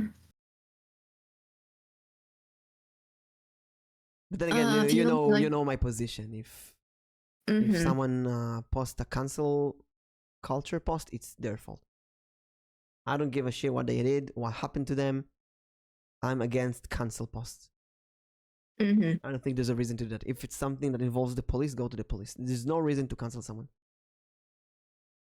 There really isn't. It just makes you look bad. That's my opinion. Install window in the back. Twitter only has as much power as you give it. That's true. I'm trying to learn how to do Discord server right now. Is it really hard? It's not hard. It just takes a lot of time. There's a lot of videos on how to do it on YouTube. It's really easy, to be honest. It's just time consuming. It's annoying. Like, there's so much to learn, and it's not as simple as you want it to be. Like, recently I uploaded my new emotes to Discord, and some emotes are twice. There's a copy of them, the replicates, and I have no idea why. And someone asked me, why do you have Avocado-chan twice, for example? I didn't know. I had no idea. Then I started digging. I don't know. I started digging. I literally just uploaded mine last night. I started digging. I saw that I connected my Discord to my Twitch. Apparently, it takes the emotes from Twitch and adds them to Discord as well. So some emotes are twice. I had no idea. Discord servers can be tedious more than hard. The biggest issue is managing different levels of permissions. Yeah, permissions and bots and channels and then you have to babysit all the new users, and you have bots. You have GFX bots, graphic designers who join your community just to self-promote themselves, which is a nightmare. It is time consuming, yeah. I will tell you something funny I did. There's a series of questions you can ask people who join your Discord server. Yeah. And it will give them a certain channel. Like, do you like art? Yes. It will automatically put them to the art channel. And I got so many graphic designers, and people tell me, hey, you got a graphic designer, and they sending me messages, and I have to block them, and thank you for telling me, and so on. So what I did is, when you join my Discord, you're asked one question. Are you planning to sell your art on the Discord server? And if they say yes, it automatically gives them the muted role, where it mutes them, and it puts them into a jail channel, a prison channel. Oh my god, I love that. And it works magically. Every once in a while, I will have like a Robert Martinez muted in the jail, in the prison channel. Like, okay, blocked. Oh my gosh. And That is great. That is so funny. And you know, once a blue moon, there's a user who get confused and they're legit and they mark yes, I unmute them. But most of the times, it just works like magic. They are so stupid, these bots. They're like, Oh, that's hell yeah! There's a place here to sell my art. Let's go! And the best thing is that the prison, if you choose a role, it removes you from the prison, so you're invisible there. So you can only see other people who didn't choose a role. You know, the people who joined my server, but they really didn't even choose a role. It's like, you didn't really join my server. It's a courtesy thing. If you choose a role, you're protected from the DMs from those scripts, from the self-promoting digital artist thingies. I think like last time we talked about this, I think I went back to like look if I actually picked a role, which I did. Yeah. Which I did. Maybe I picked for you. I don't remember. Sometimes I pick for my if it's people that I know, I just pick for them. I do that sometimes. Yeah, but there's some people in there in the prison. I call it a no role prison because it's either muted or you didn't pick a role. There's some people in there. I think I said it even last time. There's some people in there who unfollowed me on Twitter after a while. I don't know what they're doing in my Discord server, to be honest. Maybe it's like in the back muted or something. But it's kind of obvious, you know, that they're not supposed to be here. Yeah.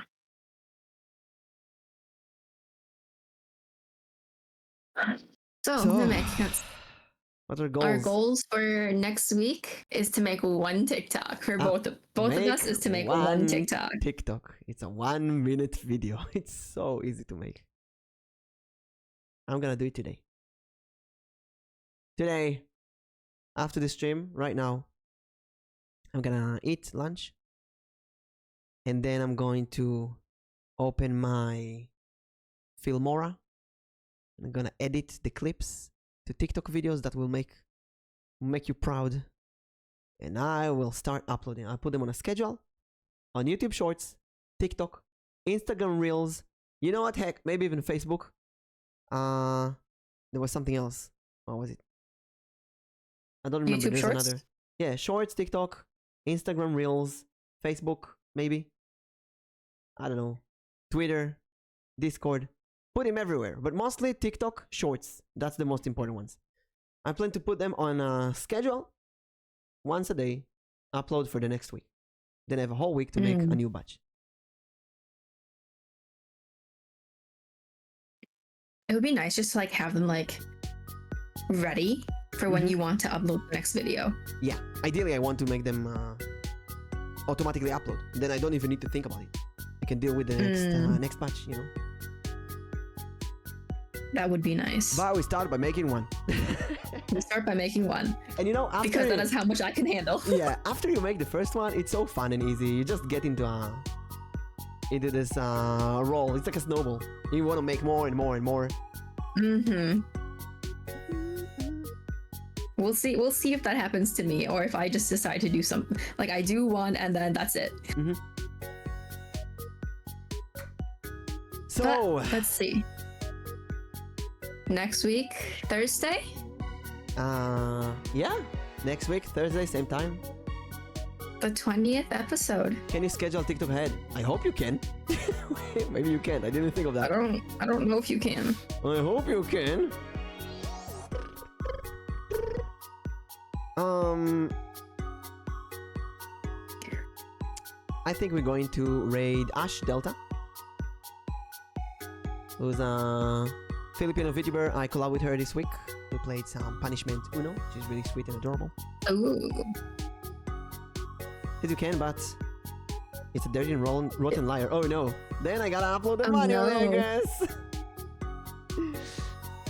Thank you everyone so much for joining us. Nix, when's your next stream? Guaranteed tomorrow at 1:30 p.m. But who knows what my schedule is today? So I might do something later on tonight. But guaranteed tomorrow at 1:30, I will be playing Apex. Let's go. As for me, I don't have a stream tomorrow, and on Saturday no stream yet. Most likely nothing. I'm gonna work on the TikToks, but check out my Twitter, Discord, YouTube. Also check out Nyx. Let me give another shout out to Nyx. Shout out, please follow her. Check us both out. Follow social and follow our TikToks both to see. Follow our TikToks. There's some screaming ones. If we actually did our homework. And if I already have some TikToks on there. You just have to look at the timestamp. The new one, yeah. If we didn't upload a new TikTok in the next 3 days, DM us. Where is the TikTok? You promised. Always checking you out, Oh, Mimic. evil. Yes, I will be playing Apex tomorrow. Let's go. And maybe D&D soon with Nyx, who knows? Yes. Let's see if I can get anyone to join. And if not, it would just be you and me. Almost time for the raid, so everyone, thank you so much. We'll see you all next time. I'll be back. Bye-bye. See you guys.